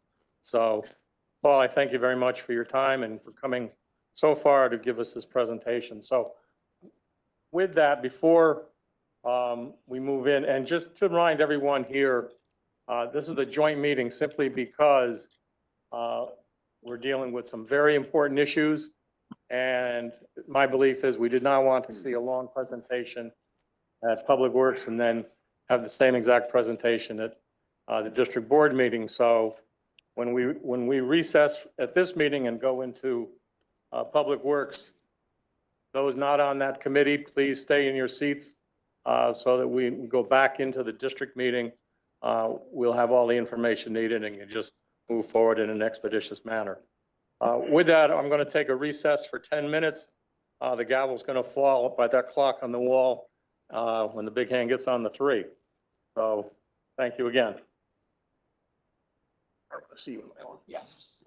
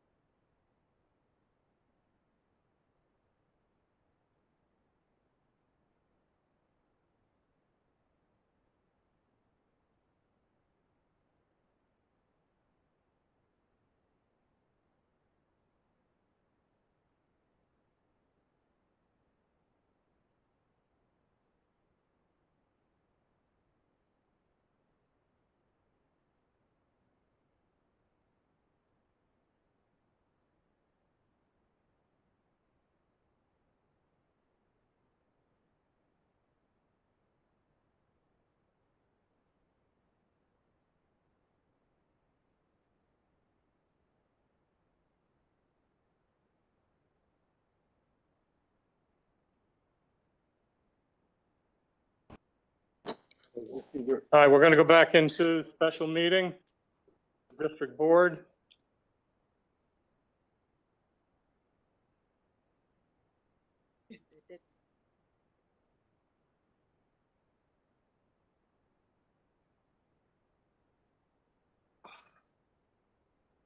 And we're now on number 7, report from district chairman. I have nothing to report. If I may, Yes? we'll keep it short. No, it's not on the, we're going to move through the agenda. So when we get to that point, Can't make a comment under your chairman's report? no. Next is report from chief executive officer. Thank you, Mr. Chairman. I regret to have this conversation in this room, but I think it's important to defend myself as a CEO. I'll let the district council defend himself, but I need to defend my staff. And there's been an ongoing aggression from Commissioner Taylor on myself and specifically my staff. I am not concerned about Scott Jellison as a CEO, but I am concerned about my staff. My staff has told me on numerous occasions, and I think some of you may have witnessed, there's been a number of occasions that myself, district council or staff been accused of or maligned in some way, somehow on what we have done or haven't done. Most recently, the last PPI meeting, we have been talking about the climate study. The climate study was, as you all know, we talked a lot about what and how we were going to do that. And at the last PPI meeting that the consultant was at, I think it was August, there was a discussion about how the data would be analyzed and would be provided to the board and to the PPI and to the board. And without getting into all the details, there was a comment by the chairman, Curry, that to clarify the data, raw data was going to be reviewed by the consultant. The consultant was going to, the next time we saw this was going to be the final report. No one made an objection to that. That was the way in which the report was going to be received to the district. And then we had a request from Commissioner Taylor for the PPI agenda to do the complete opposite, which was to review the raw data and the essay questions or answers to questions that staff has written down within the context of the form. Commissioner Chairman Curry clarified that's not what we're doing. We are going to receive the report, and it's not appropriate for at PP&I to review data that we told the employees was going to be confidential. Now, if you can imagine, if you read a comment from an employee and you know the people that work here, you could probably summarize who said that. And that's not what we want. We want our employees to feel comfortable. And I used at the PPI meeting, I used myself. If somebody wants to talk bad about Scott Jellison,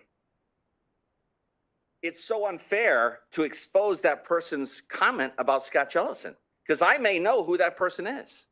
And there may be a comment about a commissioner. There might be a comment about managers.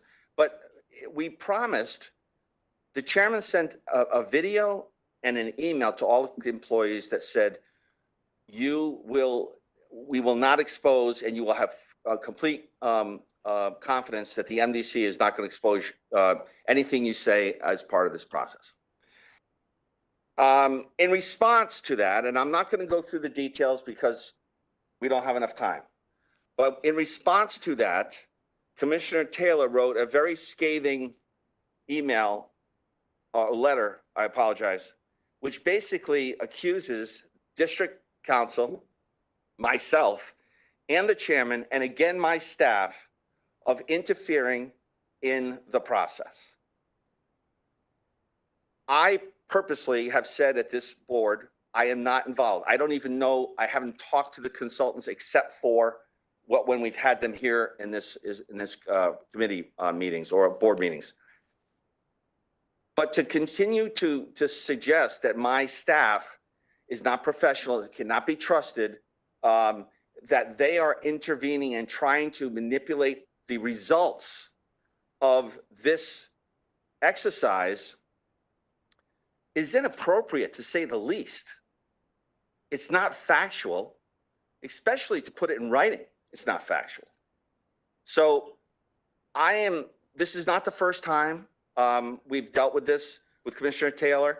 There's been multiple occasions, which I won't get into, but there's been multiple occasions where he has suggested something to this effect about my staff not being trustworthy. We've used multiple words in multiple meetings regarding our staff's inability to do certain things, has really maligned the HR department, our procurement department, and our affirmative action officer. And this is not appropriate. And unfortunately, I have to be the one to bring this to your attention. And I know you've all seen this, as I've seen it. But I have no recourse. I have no recourse. Our staff has zero recourse. We have to just sit here and accept it. So that's a problem for me. I mean, it's a problem for this organization.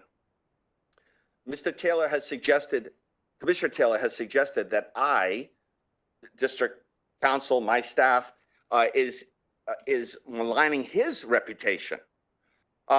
Which is the complete opposite. It's the complete opposite. Another concern I have is there's been a number of emails, which I tried to stay away from. Commissioner Taylor had requested private emails for the commissioners to send emails to the commissioners, and I, again, did not pay attention to it until Commissioner Taylor started to bring the CEO into the conversation. And it's important for this board to understand my position in what Commissioner Taylor is saying. He continues to bring up the Sandler bills, the IAC report. He continues to talk about the committee of three, which I truly don't understand how that is relevant in any way to the IAC report. Because if you read the IAC report, it's very clear who said what. But the most important part of this is that he's suggesting that the district council and Scott Chilson, the CEO, did something wrong. We didn't do anything wrong. I encourage you to read the IAC report. I encourage you,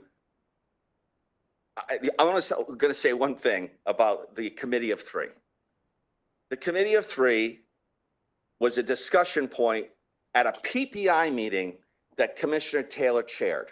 So he's fully aware of how that committee was formed.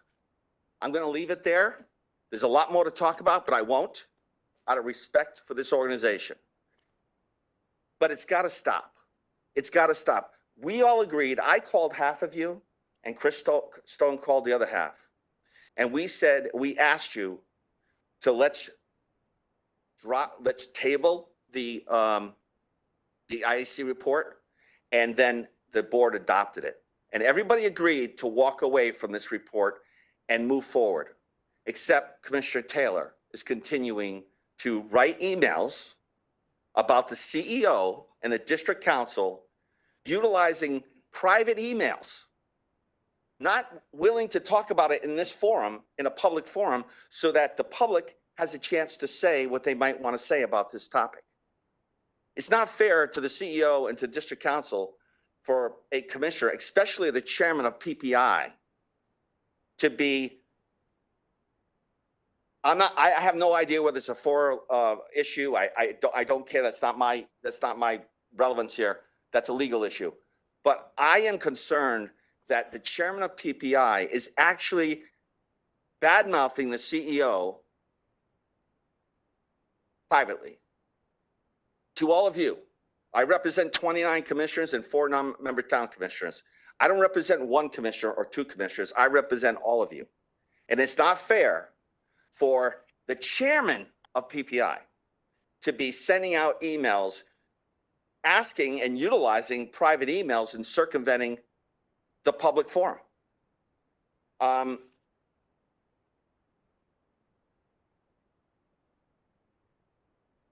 I documented this in April 19th of 2023, and I'm not going to read this document. You all got a copy of it. There's a lot of detail in there, but it outlines the issues associated with a procurement for PPI, which in fact, Commissioner Taylor interfered in a selection process with my staff from procurement to try and get his consultant selected. He tried that, and most importantly, after I called him out on that, out of respect for this board, I said I was not going to bring this to the board. I was not going to bring it to DEEP. I was not going to bring it to EPA. But what I wanted out of it was an ethics code. This committee, this board adopted an ethics code. And that ethics code was adopted because of the actions by Commissioner Taylor. I'm not effectuating his reputation. He is.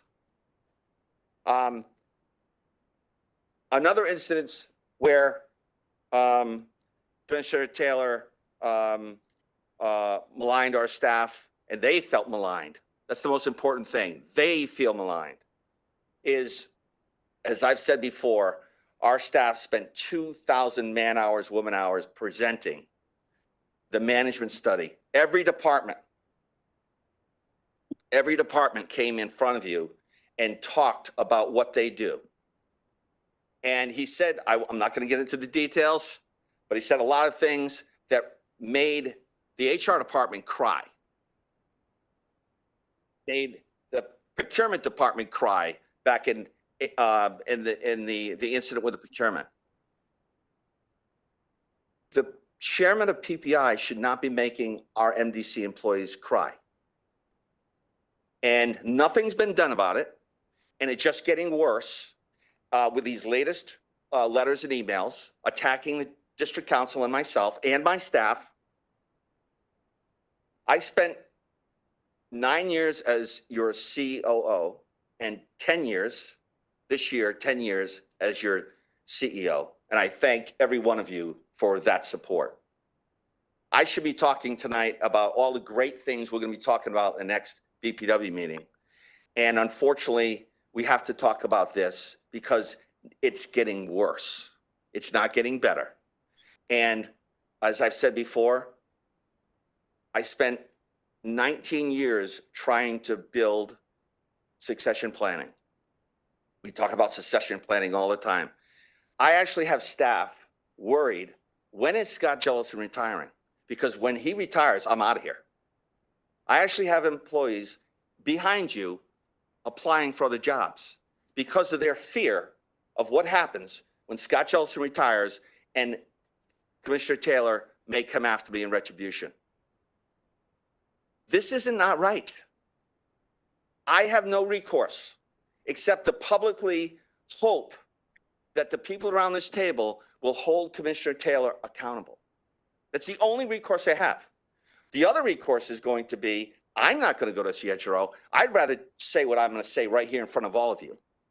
But my staff may go to CHRO. They might sue the MDC. His rhetoric is putting the MDC at risk.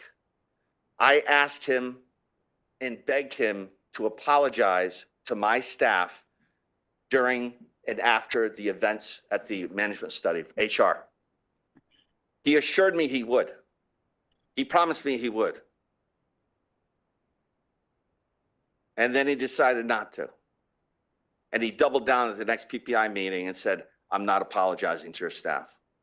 Now, we all watched this presentation tonight, and even if he didn't think that he hurt their feelings or made them cry when they left their presentation or when they left the procurement PPI meeting back in 2021, even if he didn't think he did anything wrong, he couldn't apologize. So I don't know what else to do. I didn't want to do this. I didn't want to tell all of you about what happened with procurement back in 2021, and I didn't. But it's getting worse, and it's escalating, and we're still talking about the Sandler bills through private emails, identifying the fact that the CEO did something wrong, and or the district council. So I don't have anything else to say, except I'm hoping that someday Commissioner Taylor apologizes to my staff. I would apologize to my staff for not doing this sooner. I should have done this sooner, and I should have addressed the issue with procurement issue in 2021 with all of you, and with deep. But I was assured that Commissioner Taylor would not be doing this, and he wouldn't be doing these things again. But he's continuing to do it. Commissioner Taylor believes that we're systemically racist at the MDC, which is not true. It is not true. Rita Kelly is our guardian for the affirmative action plan.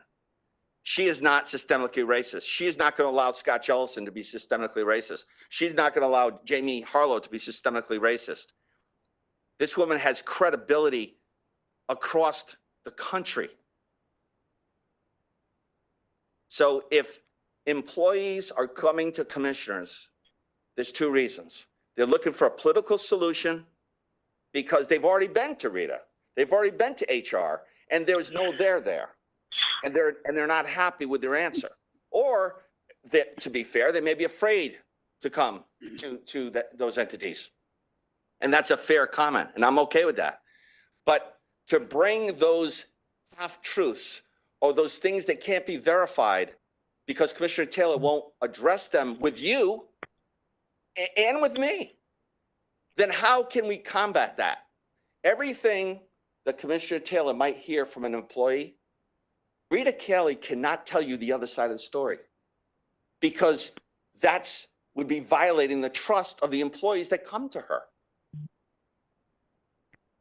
I don't know what else to do. I didn't want to do this tonight, but after Commissioner Taylor wrote his letter accusing the three of us here and my staff of trying to manipulate the climate study, I said, it's over. I can't sit back and watch this anymore. Remember this, Chairman Curry sent an email and a video to all of our employees telling them how important it was to protect their confidentiality in this process. I haven't talked to the consultant at all. I had to have minimal interaction with Jamie and the consultant because they needed to contact and organize and engage with the employees.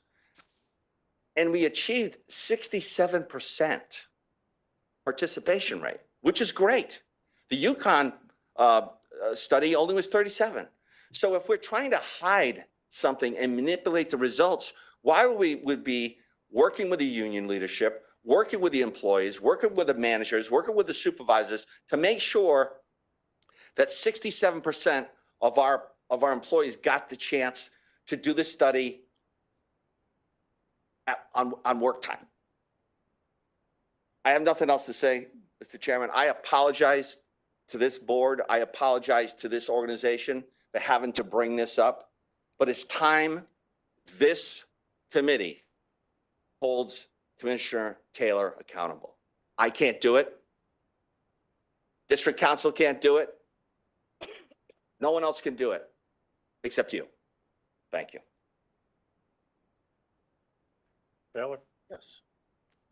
Through you, Mr. Chairman. I find this at best amusing, if not ridiculous. Let me be very clear about a couple of things. All of my comments with regard to this matter have been conducted within the confines of the MDC. I have not gone to the press. I have not gone to politicians. I have not spoken to anyone in any community organizations or anything else. I have kept this strictly within the MDC family. Okay? Now, if you remember early on, when we had this flap around here, we had the newspapers, okay? We had the West Hartford, we had Newington, we had Rocky Hill, we had community people back there that were yelling and screaming. So, you know, don't tell me that basically I have been behaving in an inappropriate fashion. Secondly, I have only raised essentially factual matters. Now, you know, if you want to deal with what I've been talking about, then let's bring it to the floor here. Let's have a neutral counsel, okay? And we'll lay it all out on the table.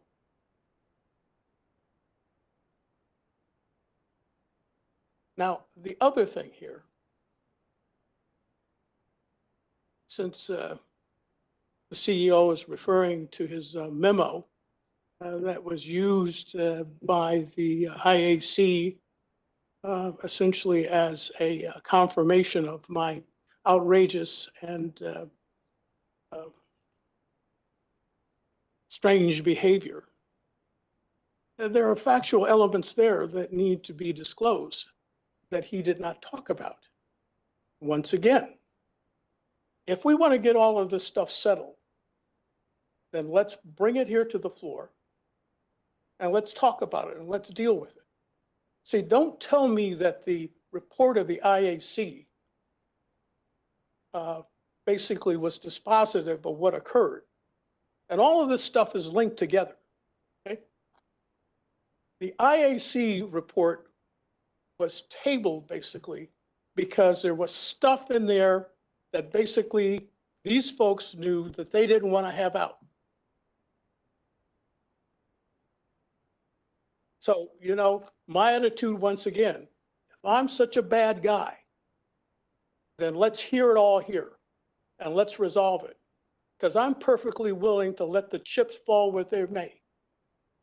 And I'm willing to go basically on factual information and the record.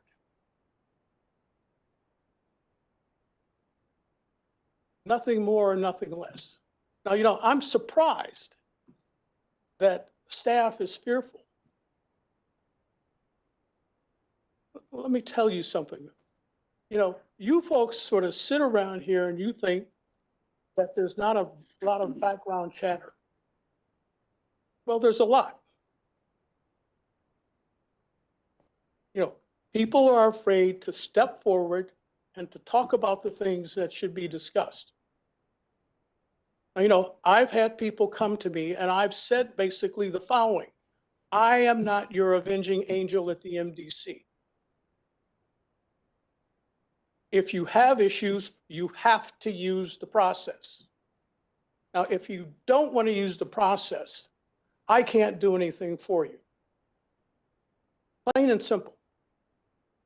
Now, you know, one of the things that I have said to Mr. Jellison and to his staff people is that you better take a look at your process, because there's some concerns out there. Now, you know, am I supposed to bring in a list of names of people? I'm not throwing people under the bus. That's not my job. My job as a commissioner, basically, is to tell people part of the process here is that you have to be an adult. And if you don't want to be an adult and step up, then you got problems. I can't help you. Once again, I'm not going to be an avenging angel. So, you know, if you think I'm such a bad guy, okay. But I'm telling you, basically, then we're going to deal with the issues that are floating around here. And we're going to put that information on the floor so that people can see it and understand what it is that's being discussed and what's being talked about. We're supposed to be in the water and sewer business. We got off track. You know, it started with that infamous August meeting that never occurred. See, nobody wants to deal with that. Nobody wants to talk with it about that. We're just going to put it aside and hopefully that people forget about it. Well, no, that doesn't work that way. We've got some issues out here that we need to resolve. Then we need to get back into the business of water and sewer. So, once again, you have such concerns about me as a bad guy. And you know, I'm very sorry that staff is fearful and afraid because I don't know what I've done to create any kind of fear or concern on their part. I have raised global issues that I'm supposed to raise as a commissioner. I thought our function as MDC commissioners, basically, based upon the people that we were sent here by, to look at this organization and deal with policy. And basically look at what's happening currently, but also try to, and some, to a certain extent, shape what is happening out there in the future.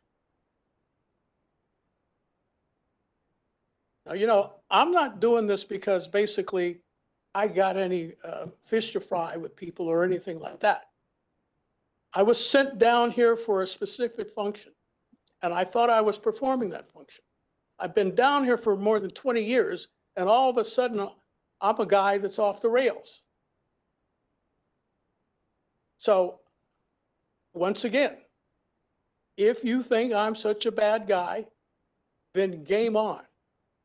But if game is on, then we lay it all out on the table and we deal with it. And we do it basically with a neutral party dealing and governing the process. I'm perfectly willing to do that. Because once again, I want us to get back into the business of water and sewer. But don't create this impression out here that somehow staff is at risk and they're in fear of their lives. Because if they are, they're misreading the tea leaves. And I think, quite frankly, that I'll lay my damn reputation on this table against anybody here or who's passed through here in terms of my reputation and my character.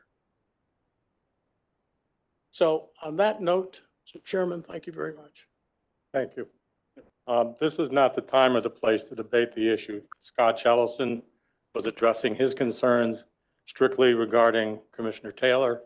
I gave Commissioner Taylor the opportunity to respond to Scott's comments, and now we're going to move on to reports from Chief Chairman. District Counsel. No, but we're moving on to District Counsel report. I think that I have something. I'm not going to talk about this whole thing. I just have one thing I wanted to say that Scott said, and I think he maybe doesn't know or maybe he's not aware of something. So I just wanted one thing. It's not a problem. Now we're going to move on to Chief Counsel report. Chris? Yes, thank you, Mr. Chairman. Chris Stone, just a couple of updates. I sent out an email on the Colebrook legislation that the word of bill was passed. It has the amendment that helps the MDC get out of the contract with the Army Corps. But I'm bringing it up only to the extent that there are other things that we have to do. We're preparing a letter to the Army Corps, putting them on notice as required under the amendment that we want out of the contract. And the amendment says, upon receipt of that, the Army Corps shall, within 90 days, work with the MDC to relieve us of that obligation. So it's a mandatory obligation on the part of the Army Corps. I'm comfortable, based upon our past discussions with the Corps, that we'll be able to work out whatever needs to be worked out to get that finalized. So I just wanted to give you, just so we're clear, there's some more administrative work to do, but I'm very confident that we'll be able to accomplish that within that 90-day period. Mr. Chair, if I could just ask a quick question on that? Commissioner? Through you, Mr. Chair. Chris, I'm just curious, when could we expect, if I'm not mistaken, in the budget, we hold a line item for Colebrook? When can we expect to see that released? Well, certainly, Because we do have a certain number, correct? the obligation will be officially terminated within calendar year 2025. If you want to amend your budget to release that monies during 25, you can do that. Just, you have to have a meeting to that. Finance would have to meet, and you'd have to modify the budget mid-year. Or certainly it's going to be removed from the budget come January, for 2026. So that's the latest. So we do expect it. Okay, so it won't hit the Yes. budget. Okay, thank you very much, Mr. Chair. Commissioner DeBella? How much is that reserve? 800,000, Scott, if I may. Yes, Scott Chelsea, 800,000. It is not completely 800,000 because they've been taking monies from our federal water customers, like the VA hospitals and such, about 40,000 a month for a number of years. So we've carried 800,000, but it's going to be much less than that because they've already been taking that funding from us directly. And as Chris said, we're waiting to see what the final bill is. They might send us a bill. We don't know what that is.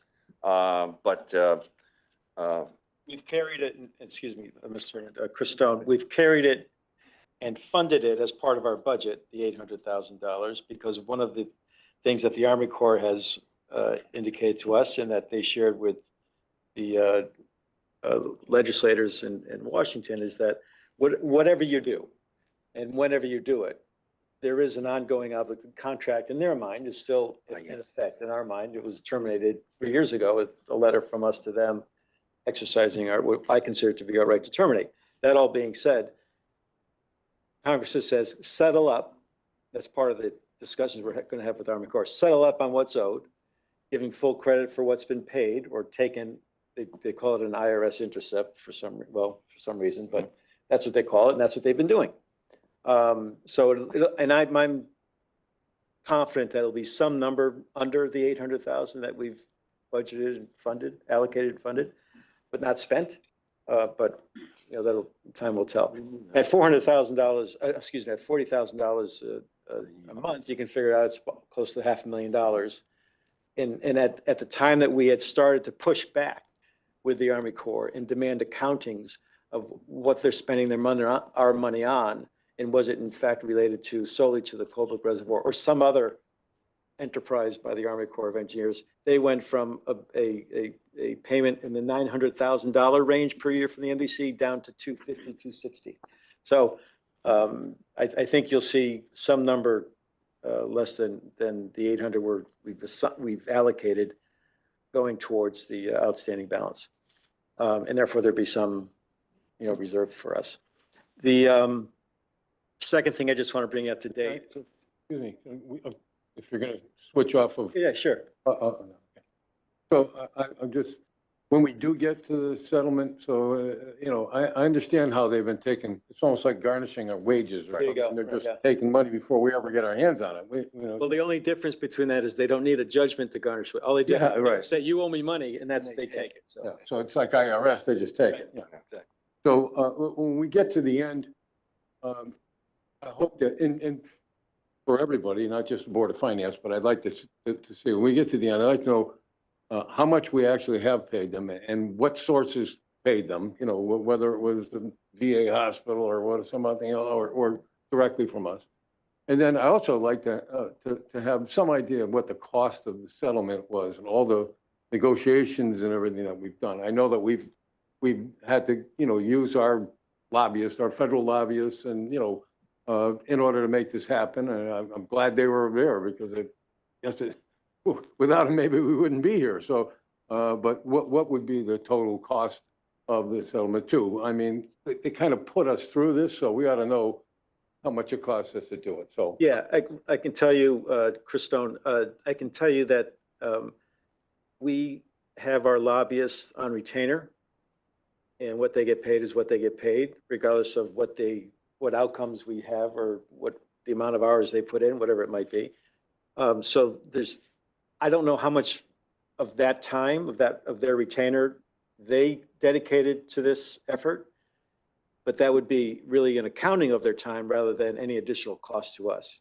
It's included within the 150,000. I understand that. I'm willing to accept your estimate of how much of that went towards, I get it from them, but yeah, I can do that. And then in terms of our in-house people, there's no extra costs, both in my department and with our lobbyist. Steve Bonafonte did an excellent job on this, but he didn't get paid. Again, he gets paid a lump sum each year for his lobbying efforts, and then. I get it. Okay. Is that it, Commissioner? Yeah. Okay, great. As long as, when we get to that point, we'll get a final accounting of it. Right, yeah, okay. And the second thing I want to just give you an update. We are fully engaged in the landfill disputes on the liquid discharge fee. The 3 cases, as you know, they've now been consolidated into one case in the complex litigation docket in the Hartford Judicial District. We're going through discovery now.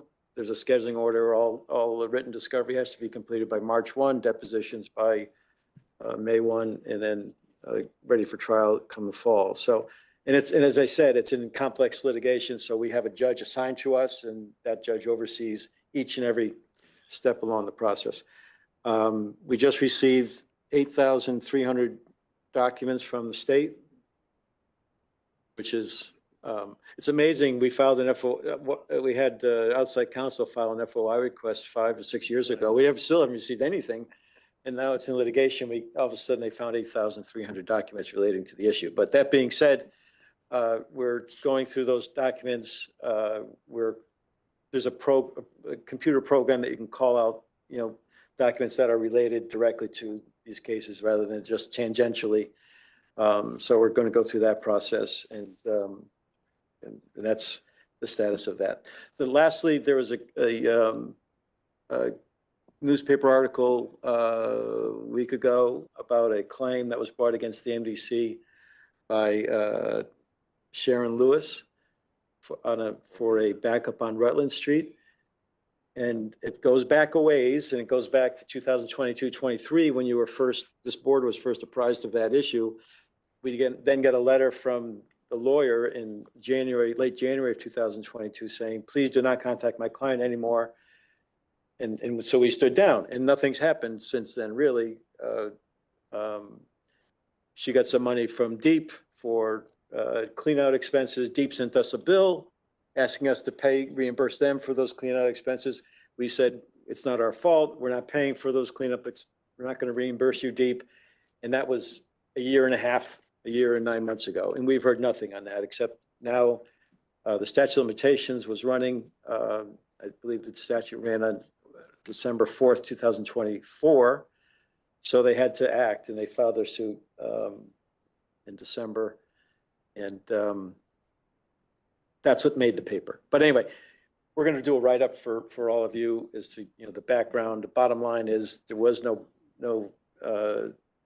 fault on the MDC. Our lines were clear. There was a clog in the lateral that feeds the house. They asked us to turn the water off. The city of Hartford asked us to turn the water off on December 4th of 2022. We did that. We went back in January and confirmed that the water was shut off. But even when you shut off water, cold weather happens, you still have some water in the pipe, apparently, and it broke, and the water caused some damage to some personal property. That's the nature of the suit, and that's the nature of our defense. So, but we'll give you a written update over the next a couple of weeks or so, and just to get you we also have several cases that I didn't want to do it tonight, but at the February meeting, there's cases that have been filed relative to relating to streets being in disrepair, claims that our manhole covers are somehow causing injury, or that there's been backups. I think at least generally we'll bring those to you, not to ask you to do anything necessarily, but just so you know what's out there. And if you have any questions on anyone in particular, one may be in your town that may have an interest in, which is fine. Then we'll get that list. I'll present that list during my February report. I think there was about 4 or 5 in the latter part of 2024 that came in that we should, we'll get you up to speed on. And that's it. District Councils, could you give us a quick update on the land trust and related to the Colebrook matter? Absolutely. Yep. We've been, Carl in my office has been doing a yeoman's job in getting through that document and negotiating with the Northwest Connecticut Land, I think it's Northwest Connecticut Land Trust, or Land Conservancy, excuse me, NCLC. And we're real close to resolving that. We now have this through, so that's, you know, the federal legislation went through, so that's a good thing. There's some, for example, just the other day, we got a request from NCLC to tell us if we have any oil tanks on the property, and if so, how many. And that's a new one for us that hasn't come up for the past 9 months that we've been negotiating. But Carl in his due diligence has sent an email out to our people out in the field. They're going to do their due diligence and get back to us in short order. But it's those types of little issues, ticky-tack issues that we only get one shot at entering into a conservation easement and living with that easement forever. So we want to make sure every base is covered, and as do they. So it's been an arduous process, but you know, we're in good hands with Carl. He's doing a great job on that. Thank you. Chris, wasn't there $1 million or something involved in that? I already spent that. Yeah, there was $1 million. Yes, the understanding is, the deal is, the MOU cites the conservation easement, and the consideration for that conservation easement is $1 million. Any other questions for District Council? Okay, move on now to number 10. John Myrtle, are you on the line? I am, yes. Can you hear me? Yes. All right. Good evening, Commissioners. This is John Myrtle. This is just an annual report that the ad valorem tax warrants have been served on the 8-member towns, and we have confirmation that they have received them. So that's the report. Chair will entertain a motion to receive. So moved. Discussion? All in favor? Aye. Aye. Opposed? And opposed, motion carried. Number 11, report with your email and IT security, possible executive session. Chris? Yeah, well, I think Bob Shore is Yeah. going to do the presentation. There are some sensitive IT type information that he's going to share with us under the FOI statute. That is one of the areas that can be, discussions can be held in executive session. So I would ask for a motion, and we can go through. Before I accept the motion, I just want to remind everyone at the table that there was a form regarding the workplace violence training. Please complete it and fill it out, and Clerk Myrtle will get form out to those that were attending online, and we'll proceed from there. Chair will entertain a motion to go in executive session. So moved. Second. All in favor? Aye. Opposed? Motion carried. And that would be for the reason that I explained prior to the actual motion being made. But Scott, who? Yeah. So I just want to clarify, and this is really important clarification. There are some FOI components to this presentation, but this is from IT staff. So it's not an FOI presentation. That's a legal issue.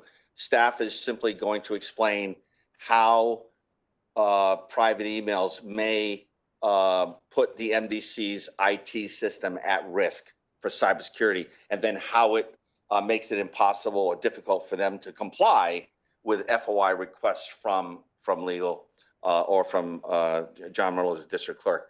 So we obviously need Kelly, Chris Levesque, Bob, and Josh is doing the presentation.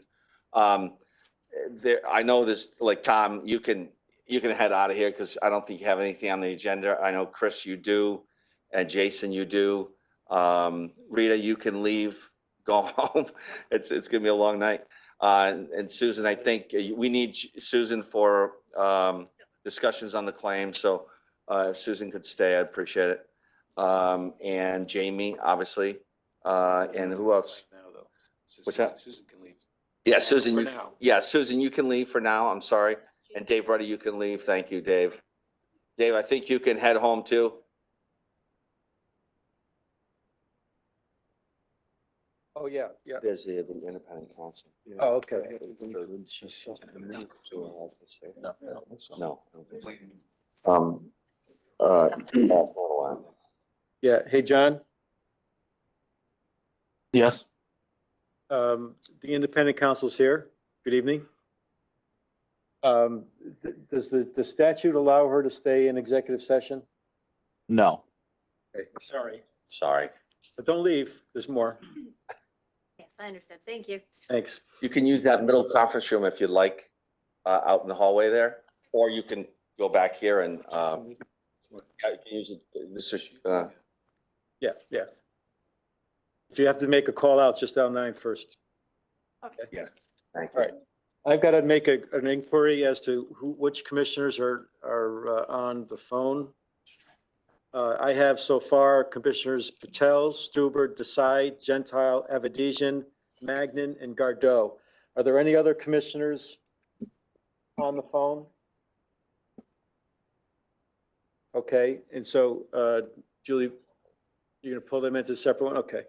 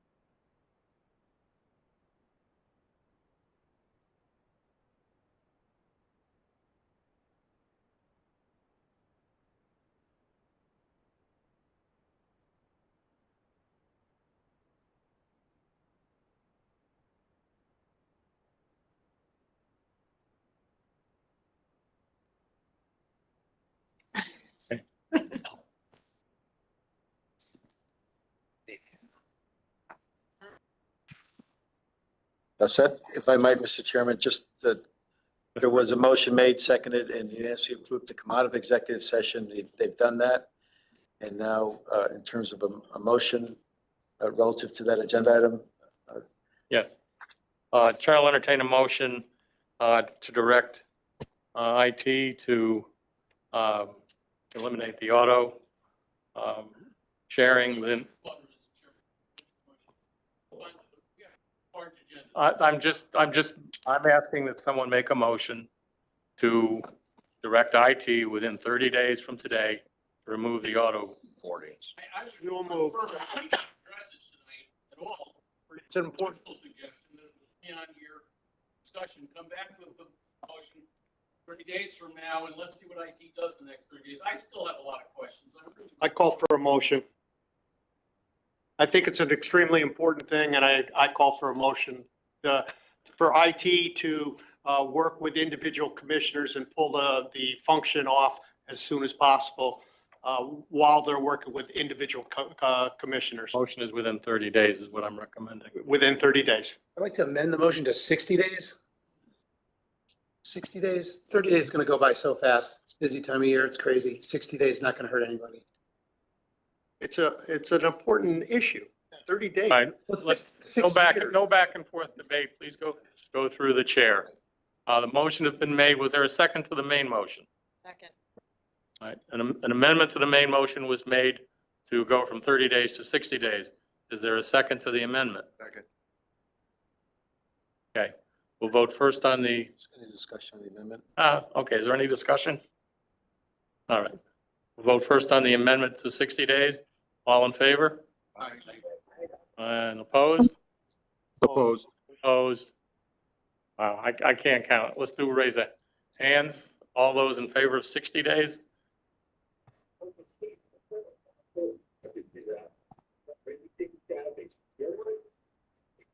And who's on anybody on the phone? Anybody on the phone? Oh, Maureen has her hand up. Is she asking a question? You have a count? Or, can you ask Maureen if she's voting or is she asking for? Maureen? I'm voting.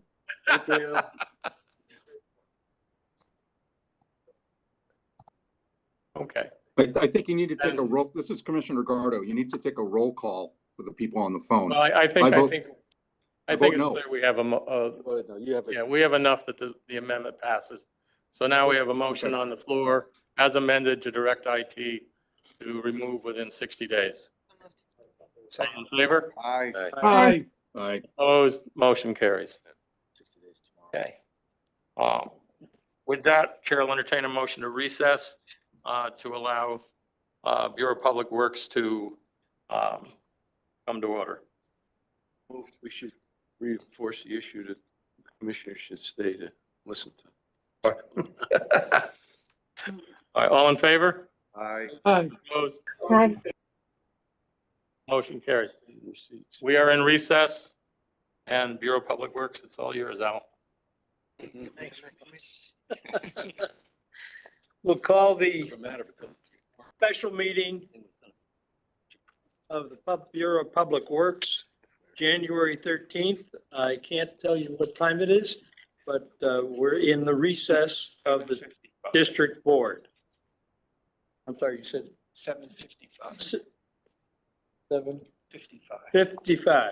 Thank you, Commissioner Lester. Thank you, sir. We have a few items that we have to address in terms of approval. And it is the case that I will ask Scott to go over each one. If he has a staff member here who will do that instead, we'll just take them in order. We do have minutes to approve. I have to be assured that we do have a quorum to approve those minutes. Good question. Yes, we do. Okay, thank you. Was that November 18th? It was, yes, November 18th. Yes, sir. So we'll call for a motion on approving the minutes. So move. Second. All in favor? Aye. Aye. Any opposition, corrections? Very good. Thank you. The items that need approval are the following. We have to address the modification of the EPA consent decree. That would be item B. Scott, if you want to say anything? Yes. Or, Just very quick. yes, Unless the committee determines otherwise, I'm not going to ask for, nor Scott, executive session on items B, C, or D, okay, even though it says possible executive session under B. Those can go without. The only one we need it on is item E. So with that. Yeah, thank you. And so I'm going to be really quick here. As you know, we've had a significant change in our consent order, our integrated planning, all the work that we're doing in North Hartford. And because of all of those changes that we made in July of 2023, there have been dates on both the consent order side and on the consent decree side that had to change as associated with that, those changes in projects. And it's really that simple. It's simply changing dates of projects. We can get into the specifics. I've got Jason here, Waterbury, who can talk about those, but without belaboring the point, the consent decree is simply changing dates on projects. And are we taking these one at a time? I was going to ask for a ruling. Okay. Take them one at a time. Okay. So on the consent decree, Jay, and in a very short duration, can you just highlight the changes to the consent decree? Consent decree, remember, is EPA, so it's outside Hartford. It's non-Hartford projects. It's all the projects outside of the Hartford CSO system. Let's go to the next slide. Real quick, Jay. Yep. All right, so consent decree is on the right. Jason Waterbury, Assistant Manager of Engineering. Consent decree is on the right. The only changes to like Scott said, with date changes. All these projects were already projects we had proposed to EPA that they approved. The first project was for SCS. The only reason it has a date on there is because that was an active project and it was also living in the consent order world. So all we did was document that the date of what we were really doing with that project, matching the consent order. Everything else has been punted from either phase two or phase one or phase two of the IP into phase two with an undetermined date, with the plan that EPA is fully on board with, that when we go through the affordability analysis as part of the long-term control plan update, which is due in the end of 28, we will establish dates for all these projects. Perfect. And there will be, Mr. Chairman, this happens, right?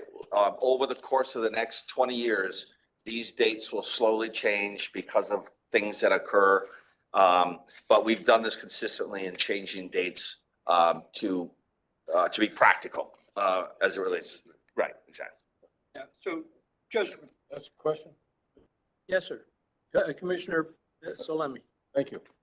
I just, with respect to the changes, if it's just the dates and shifting when we're going to do things and stuff, then I can't think, but, is there, before we get into all of them, is there any of these that's going to have an effect on the dollars that are appropriated for this project? Is it going to require an increase in appropriating, or is it just moving it from one day to a different day to do it? So the reason we deferred the majority of them was actually to keep our clean water project charge rate within its forecast. If we had not moved the majority of these consent decree projects and had kept them, some of them that were in phase one, the clean water project charge would have had to jump up above the original forecast when we moved up that North Hartford work. So the plan, to answer your question, it's not forecast to increase any clean water project charge rate. Okay, yeah, I wasn't asking about the charge, the clean water charge. What I'm talking about, the total cost of the project. There's a dollar amount on yes. that. Okay, so if that's changing, I think it's going to require something other than just us talking about it here. So I think as long as that's not changing, we're just moving stuff around. That was my question, Mr. Chairman. I appreciate that. Very good. So we're looking at item B, looking for a motion to move that item forward and approval regarding the EPA consent Move with adoption. Thank you. Second. Thank you. All in favor? Aye. Any opposition? Thank you. We'll pass it unanimously. Item C. Same situation, more or less with Yes. DEEP consent order. By the way, the reason why we're doing this meeting tonight is these are time-sensitive situations. So we are trying to move it pretty much quickly. The commissioner's name. Yes, and if I may, Mr. Chair. Please. So I'm sorry. again, I have Jay here to explain the details, but again, very similar. We've changed some dates on projects. Most importantly, to the benefit of the city of Hartford and the MDC, we had a deadline date to complete the drainage study for the North Branch of the Park River. And that deadline date was, what was the date, Jay? It was the drainage study was the end of 24. 24. So the DEEP has given us and the city an extra year to complete that study. And the benefit of that is we're working closely with the city, the mayor's office, and James Wolf, wearing two hats. It was the same slide. That we're trying to find a solution. As I mentioned before, we need the river to dump our new clean stormwater from our separation projects into the river. The city is looking on how they can fund the dredging, so to speak, or the upgrades to the river. We're working together. We would like, our goal would be to use the river, because then we can avoid spending extra money here to either pump water or to find a new outfall to the river. So there's a huge benefit to the city of Hartford, a huge benefit to all of our other towns. If we can resolve this issue, we're working closely with the city to do that. We're looking for funding from EPA and the state for that work. And we'd like to develop an MOU that outlines short-term, long-term processes to actually address the river issues, which would give MDC confidence and comfort that we could use the existing infrastructure that's already there up at Weaver High School, 108-inch pipe, to discharge our water to. So I'm very positive about our conversations with the city on this. This is really important. And this extra year gives us a chance to work through those details. So again, Jay, you want to add anything or? Just a couple notes. The expedited sewer, that was all of this has been presented to the public. I want to say at least 3 times at quarterly and annual meetings. The expedited sewer, really that changed because we added scope to those 2 projects, Windsor Street and Westland Street.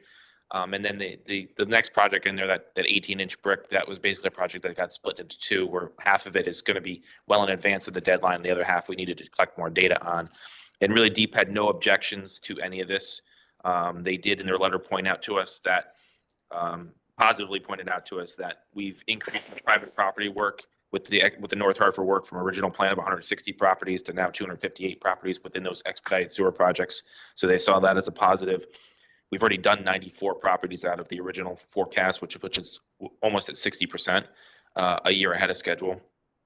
And we've got 2 of them, Durham and Woodstock Bramford, which have been documented as already done. So DEEP was on board because they saw all the work we're doing already. So, and just to reiterate, this Windsor Street project is very, very important. We're working with the city of Hartford. The city of Hartford received a $4.5 million grant to deal with flooding on North Main Street. And the Star Hardware lawsuit, as we've talked about. We've talked with the city and with district council and trying to find a resolution, not just for the lawsuit, but we have said to the city that there's an ability, a roughly $12 million project that if the city were to execute along with our Windsor Street project, we could actually eliminate the need for the detention basin at Stowe Village, which caused the overflow to Star Hardware. We have asked that if we can make this work and we do a joint project or some way, somehow do 2 projects together, we would be willing, MDC would be willing to accept that additional stormwater from that area, from this detention basin. And we believe technically we can eliminate the need for the detention basin forever. So this is a huge win for the city. It's a huge win for the residents. It's a huge win for the MDC. We want to have a conversation with the Star Hardware lawsuit and protect the MDC, the city of Hartford, and the housing authority from that lawsuit. So it's really, it's a great project, and it's a win, a huge win for the city of Hartford. So we're working on that as well. Jake, I'm sorry. Is there anything else? That was basically, that's all I had to say to keep Okay. it brief. Very good, thank you. Mr. Chairman. Yes. Commissioner Salemi. Thank you. The sort of same question as before. And Scott, I think that if we can do the things that you just talked about, I'd certainly be. I mean, those are like, exceptional opportunities for us. We can do them. My only question is about the funding. So we're not, any vote that we take tonight is not changing the funding. We're not adding funds to these projects. Correct. And by voting for this, we're not making this project cost any more. That's my real question. Correct. We're not going to make this project cost any more than it originally did, so that we're going to have to appropriate money a year from now to do that. Am I correct in that? Correct. Okay, that's my question, Mr. Chairman. Thank you. Thank you, Commissioner. So we're looking for a motion to put forward item 12C on our agenda. Move it down. Thank you. Thompson. Second. Second. Thank you, sir. All in favor? Aye. Any opposition? Again, unanimous. By the way, I want to make sure that the record is clear that we have been determined, it has been determined that there is a quorum, so that we're on track correctly. We don't want to miss any little thing. So the next item D, 12D, is to approve an MOU with the city of Hartford regarding the MS4. And again, I'll ask Scott. Thank you. And I'm gonna whiz through this really quick, and if there's any questions, Chris Levesque is here to talk about it. So let's just go back in time. Remember, 2016, the state of Connecticut issued these permit called MS4 permits and required all municipalities to comply. The MDC was not considered under that permit because the city of Hartford was looked at as the owner, the DPW, so to speak, of the streets and all those good things. So ever since 2017, we've really been working with the city of Hartford, and really to no avail until the last year and a half, where we were mandated by EPA for the city of Hartford and the MDC to get together and develop a co-application for this permitting process. And we went through 2 rounds of mediation with the EPA provided mediator, and we are very, very successful. The MDC, the punchline in all of this MS4 is the MDC wanted to see the city of Hartford clean the streets as often as possible, so our catch basins did not fill up more frequently, and therefore we had to clean our catch basins more often. The new administration has done an amazing job at cleaning the streets. They're cleaning the streets twice a month, and it's made a tremendous difference, not just in the littering, but in the street flooding associated with heavy rainstorms. And the MDC, we simply said to the city, and the city said to us, the city agreed, we will clean the catch basins like we're doing right now under an MOU. So every street twice a month. And the MDC agreed, we'll clean our catch basins, basically 3/4 of the catch basins every year, and check the rest. And there's a lot more detail in the MOU, but that's really the heart of the problem.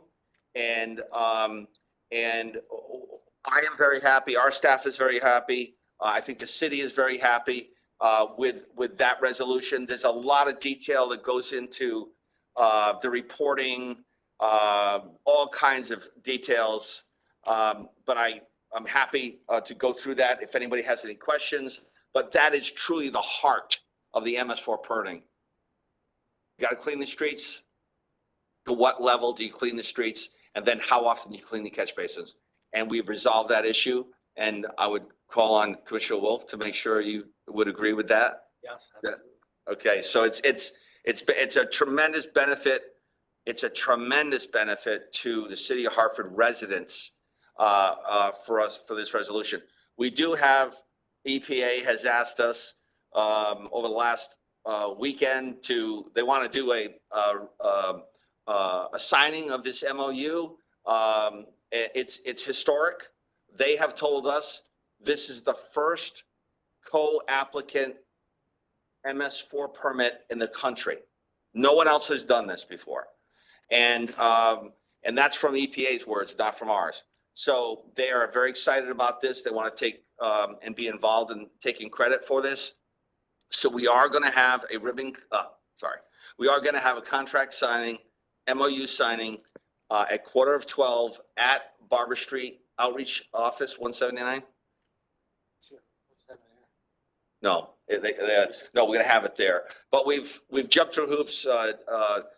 Nick Salemi and Julie McLaughlin have jumped through hoops with the city staff, press releases and banners and all those good things to have that event tomorrow at 11:45. And everyone is invited. All the commissioners are invited. We did send out an email.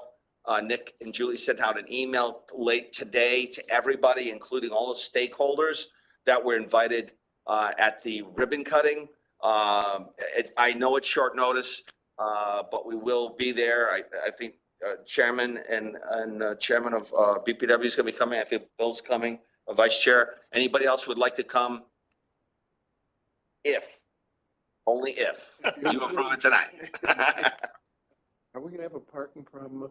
Yes, we will. So, yeah, there will be parking problems. I've asked, James and I talked this weekend, we talked this morning, and we're gonna have police there, and we're gonna do everything we can. There's on-street parking, but the majority of the parking on the construction zone is taken up by lay-down areas. But we'll find a spot for somebody, and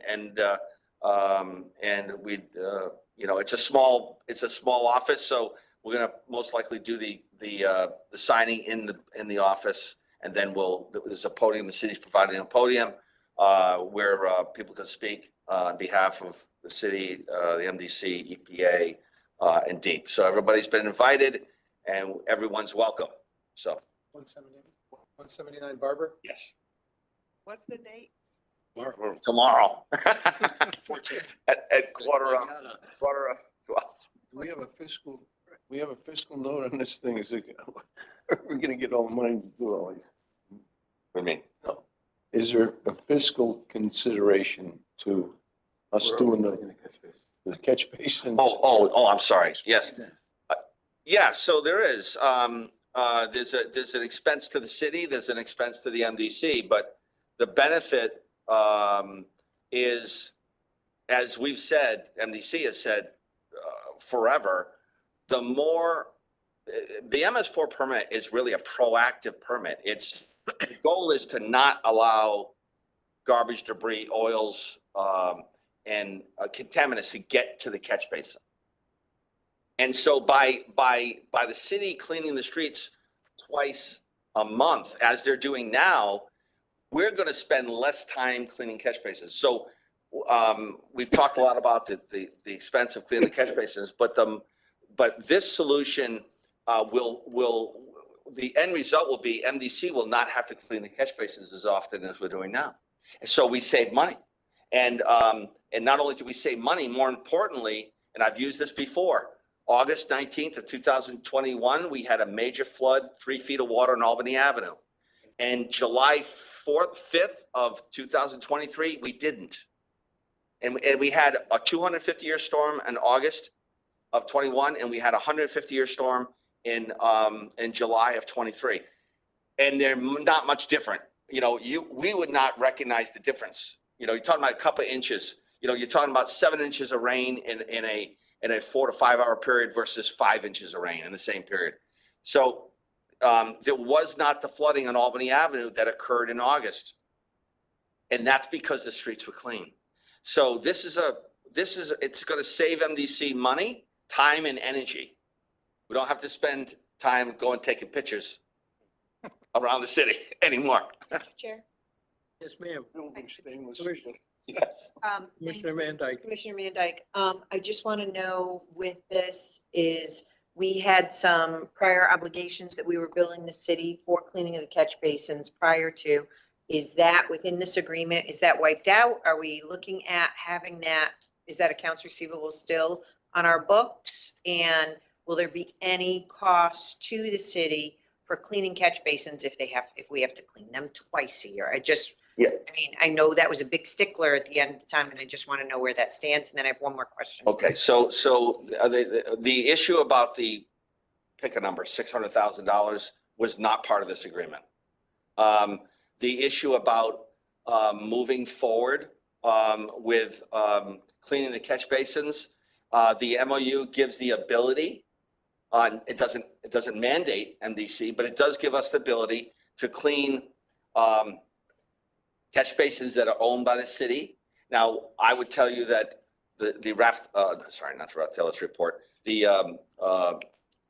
thank you, Kleinfelder report identified that the MDC owns about 58% of the sewer system in Hartford, and the city owns 8%. So the rest of it is unknown or DOT, and we're going to work as part of the MOU. We have to work out those details, and we got a working group that will actually define what that is. The city of Hartford could choose and ask MDC, we'd like you to clean our catch basins, our 8%, or whatever number they are. And we could choose to do that if so the board chose. If we don't, they'd have to clean them themselves. So there's an opportunity in that discussion as we start to build the details around how we actually execute the MOU together in addressing that 600,000. Okay, so that is the work group's work to address the 600 No. and to figure out. No, the work group is really, there's a lot of administrative stuff, right? Communication, all that stuff. But the working group is our first goal is to identify who owns what. Okay, Scott, wait. Yep. Because I just want to make sure, because it's getting late. So Yep. I just want to make sure I understand this.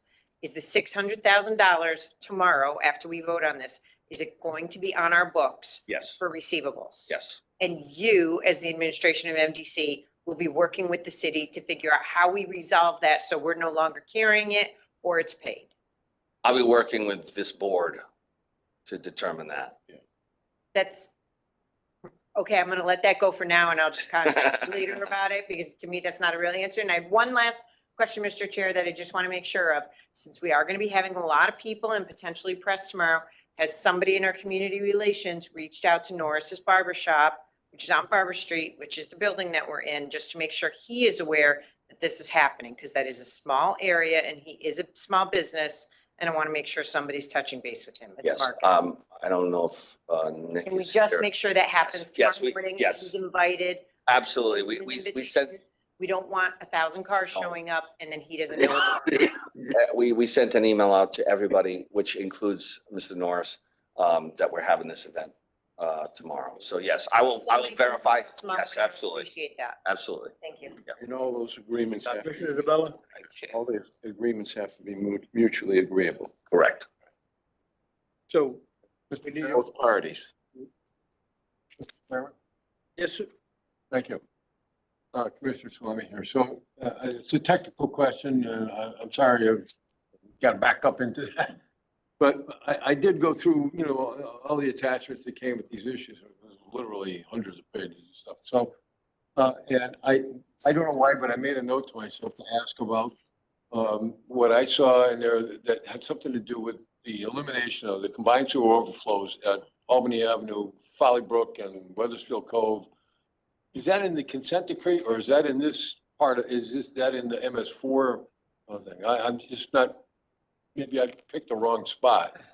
So You know what he's talking about, Chris? Yeah, so Folly Brook would be in the consent decree. Any overflows that are being eliminated or reduced. It will be in the consent order. So consent order is applicable to the combined sewer system.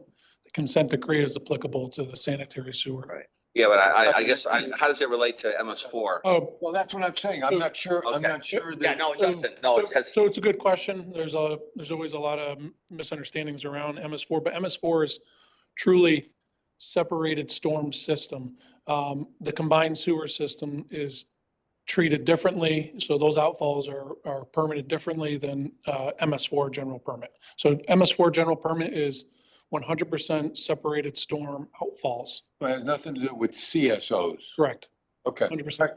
That was my question, but so backing up then just for a second, it's in the consent decree that we're expected to eliminate those CSOs. Yes, along the north branch of the Park River and area to the Also coast. Folly Brook too, and. But all it's right, not thank you. part of the MS4 permit.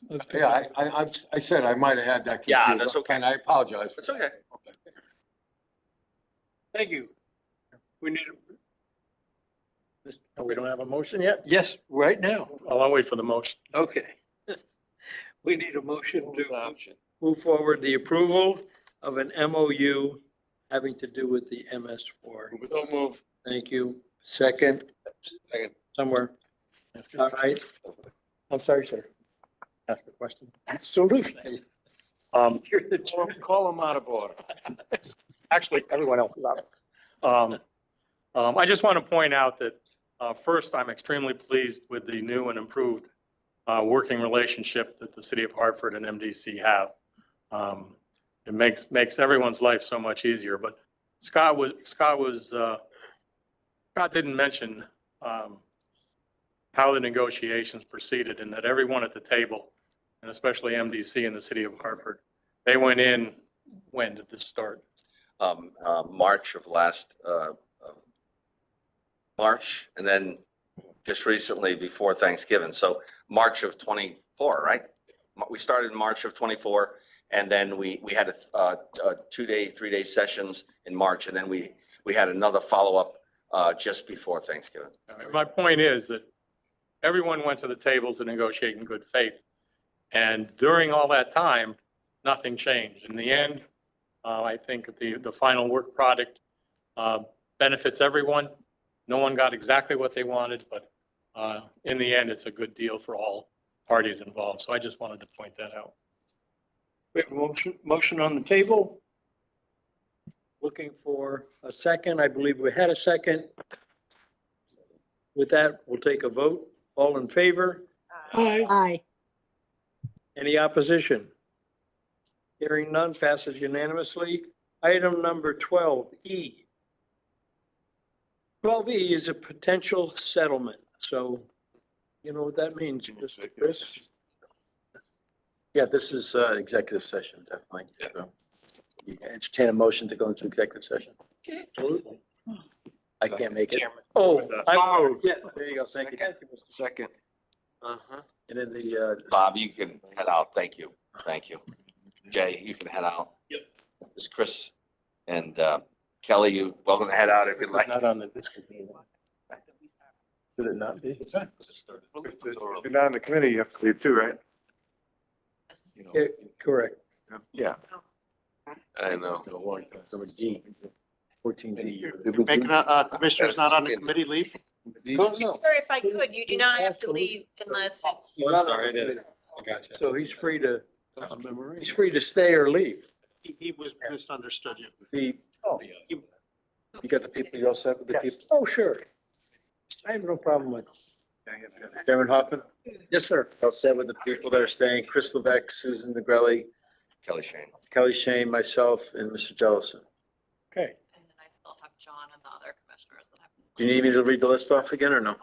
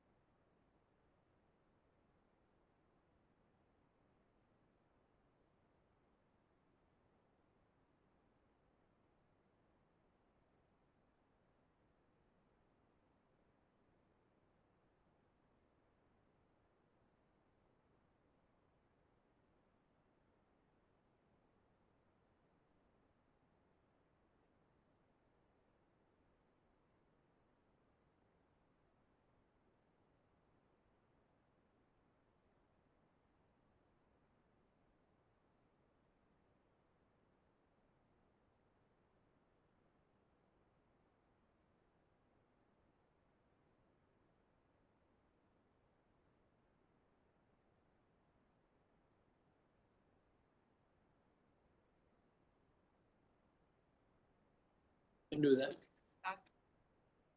What's that? Okay.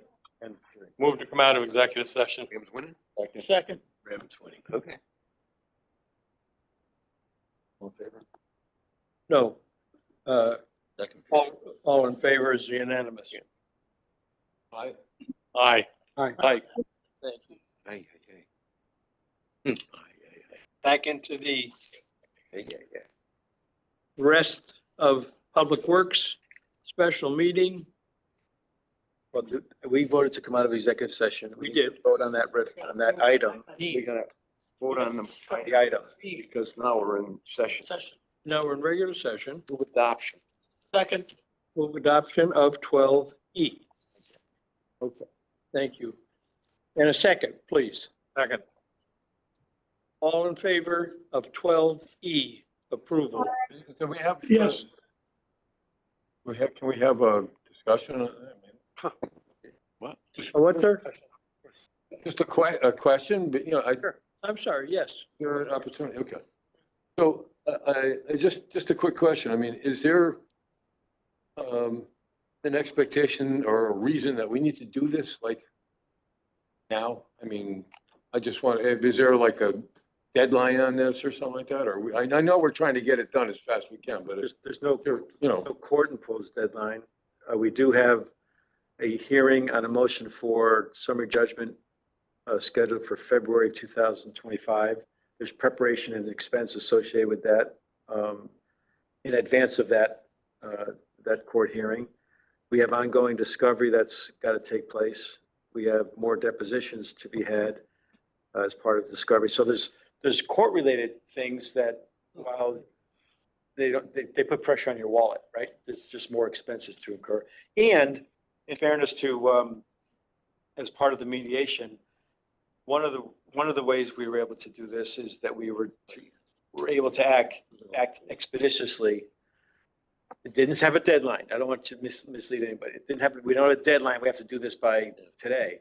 But we did commit to working expeditiously to get this before this body at its January meeting, which originally was the 6th, and then it's now the 13th. So that's what's that's what's motivating us to do this now. All right, I understand that. My only concern beyond that is that, that this is strictly associated with the claim of Kenny Obayashi and doesn't settle anything else with consultants, partners, any of the rest of this stuff and everything. I mean, this is strictly with their claim. That's correct. But that's correct. Okay. All right, thank you.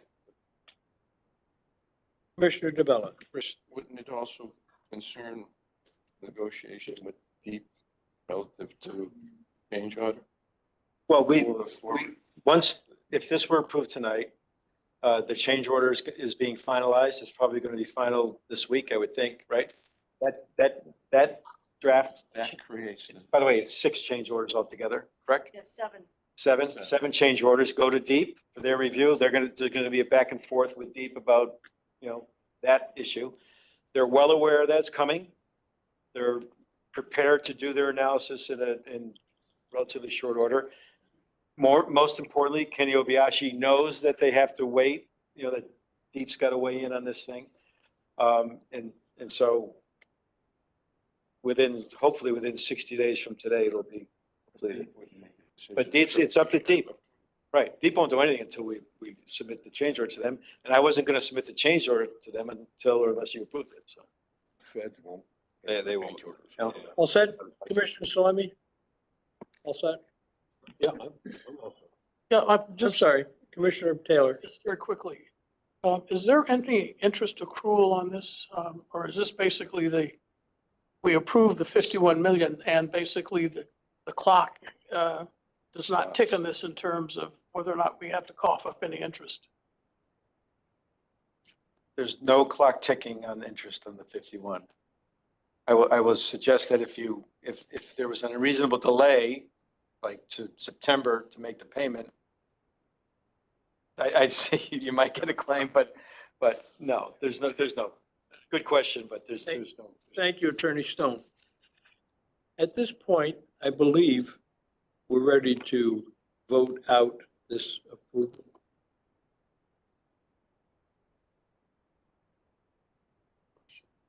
Hearing no objection. I thought we need to have that motion made. I didn't think we did. It's been made and seconded. Made We made it. very good. So all in favor of approving? Thank you. Aye. Aye. Aye. Aye. Any objection? Hearing none.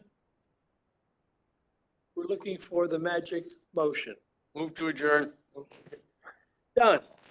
Not objection. Mr. Chairman, Thank you, Mr. Chairman. it's your baby. All right. Public Works. Hopefully those same issues will move along a little bit quicker. Chair will entertain a motion to go back into special session. So move. All in favor? Aye. Opposed? Motion carries. All right, number 14.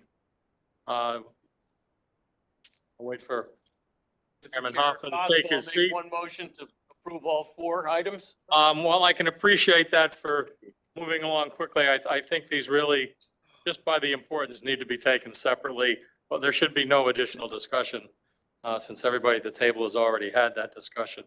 So, Mr. Chairman Hoffman, I entertain a motion from you as the Chair of Public Works for approvals of item 14, consideration potential action, modification of 206 EPA consent decree. I'm sorry. Say yes. Say I move. I'm not the chairman of government. Oh, you're the Chairman of Public Works. Oh, I'm sorry. Yes. My answer, yes. We want to hear. Second. Oh. A. A, okay. Approval, A, 12A. Is there a second? Second. Second. Discussion? Hearing none. All in favor? Aye. Opposed? Motion carried. Aye. Item 14B, approval of modification of Connecticut deed consent order. Chairman I Hoffman. move. Yes, move it. Second. Discussion? Hearing none. All in favor? Aye. Aye. Opposed? Motion carries. 14C, approval of memorandum of understanding with the city of Hartford MS4 general permit. Chairman Hoffman. 14C, move it. Second. Discussion? Hearing none. All in favor? Aye. Opposed? Motion carried. 14D, potential settlement of pending litigation. 14D, move it. I move. Further discussion? Hearing none. All in favor? Aye. And opposed? Motion carries. Move on to number 15. Chair recognizes Chairman Bazzano. Move it. Second. Discussion? What is it?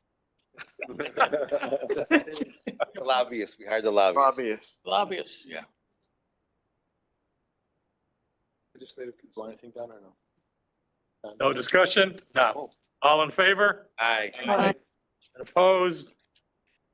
Motion carried. Number 16, consideration potential action, donation of Lane Manufacturing Sawmill to TA Hungerford Memorial Museum Association. Real quick, Chris. Is there a motion? Chris. Chris? Sir, Chris Levesque with the MDC. MDC has a lean manufacturing sawmill on its property off of Covey Road in Burlington, Connecticut. So that's on our Neepog watershed. We were approached by the president of TA Hungerford Memorial Museum Association, nonprofit in Harrington, Connecticut, who has specific interest in trying to preserve this sawmill as a demonstration area, not to turn it to an active sawmill, but to demonstrate the area's reliance on the timber harvesting as well as the wood milling industry in this area. So they had formally request that they, MDC, look to donate it to the museum, and we're looking for board approval to do that. Again, no cost to us. MDC would look to remove it. It is currently right now sort of a hazard. It's on the side of a road that's publicly accessible. So we would like to remove it and then provide it to the association for ultimately refurbishing and showing off the sawmill. Thank you. Question? All in favor? Aye. Aye. And opposed, motion carries. 17, opportunity for general public comments. Anyone in the public would like to address? We haven't worn you out. You're still here. Thank you.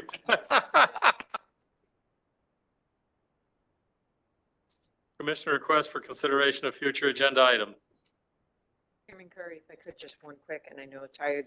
This is way too big of an agenda, I think, for this board to handle for this many hours, and I would really appreciate it if in the future we could lighten the load a little bit, because this is a long meeting tonight, and I think some of these topics. This is an anomaly, and I understand, and I feel the same way. I blame it on Scott. Alan Huffman. Yes. So I feel badly about asking this at this point, but I think it's a simple yes or no answer. The presentation that we had tonight by Paul, I lost his last name, has that same presentation or something similar been given or will be given to the general universe of our staff? Our staff receives all this training on an annual or semi-annual basis. It will not be the same presentation, but they do receive presentation. A workplace violence presentation would really take 2 days from 9 to 3 with a break for lunch and maybe a break in the morning and afternoon. So it's a lot more intense than what we got. Yeah. Okay, thank you. Any other questions or comments? Sure. If not, meeting adjourned. All right.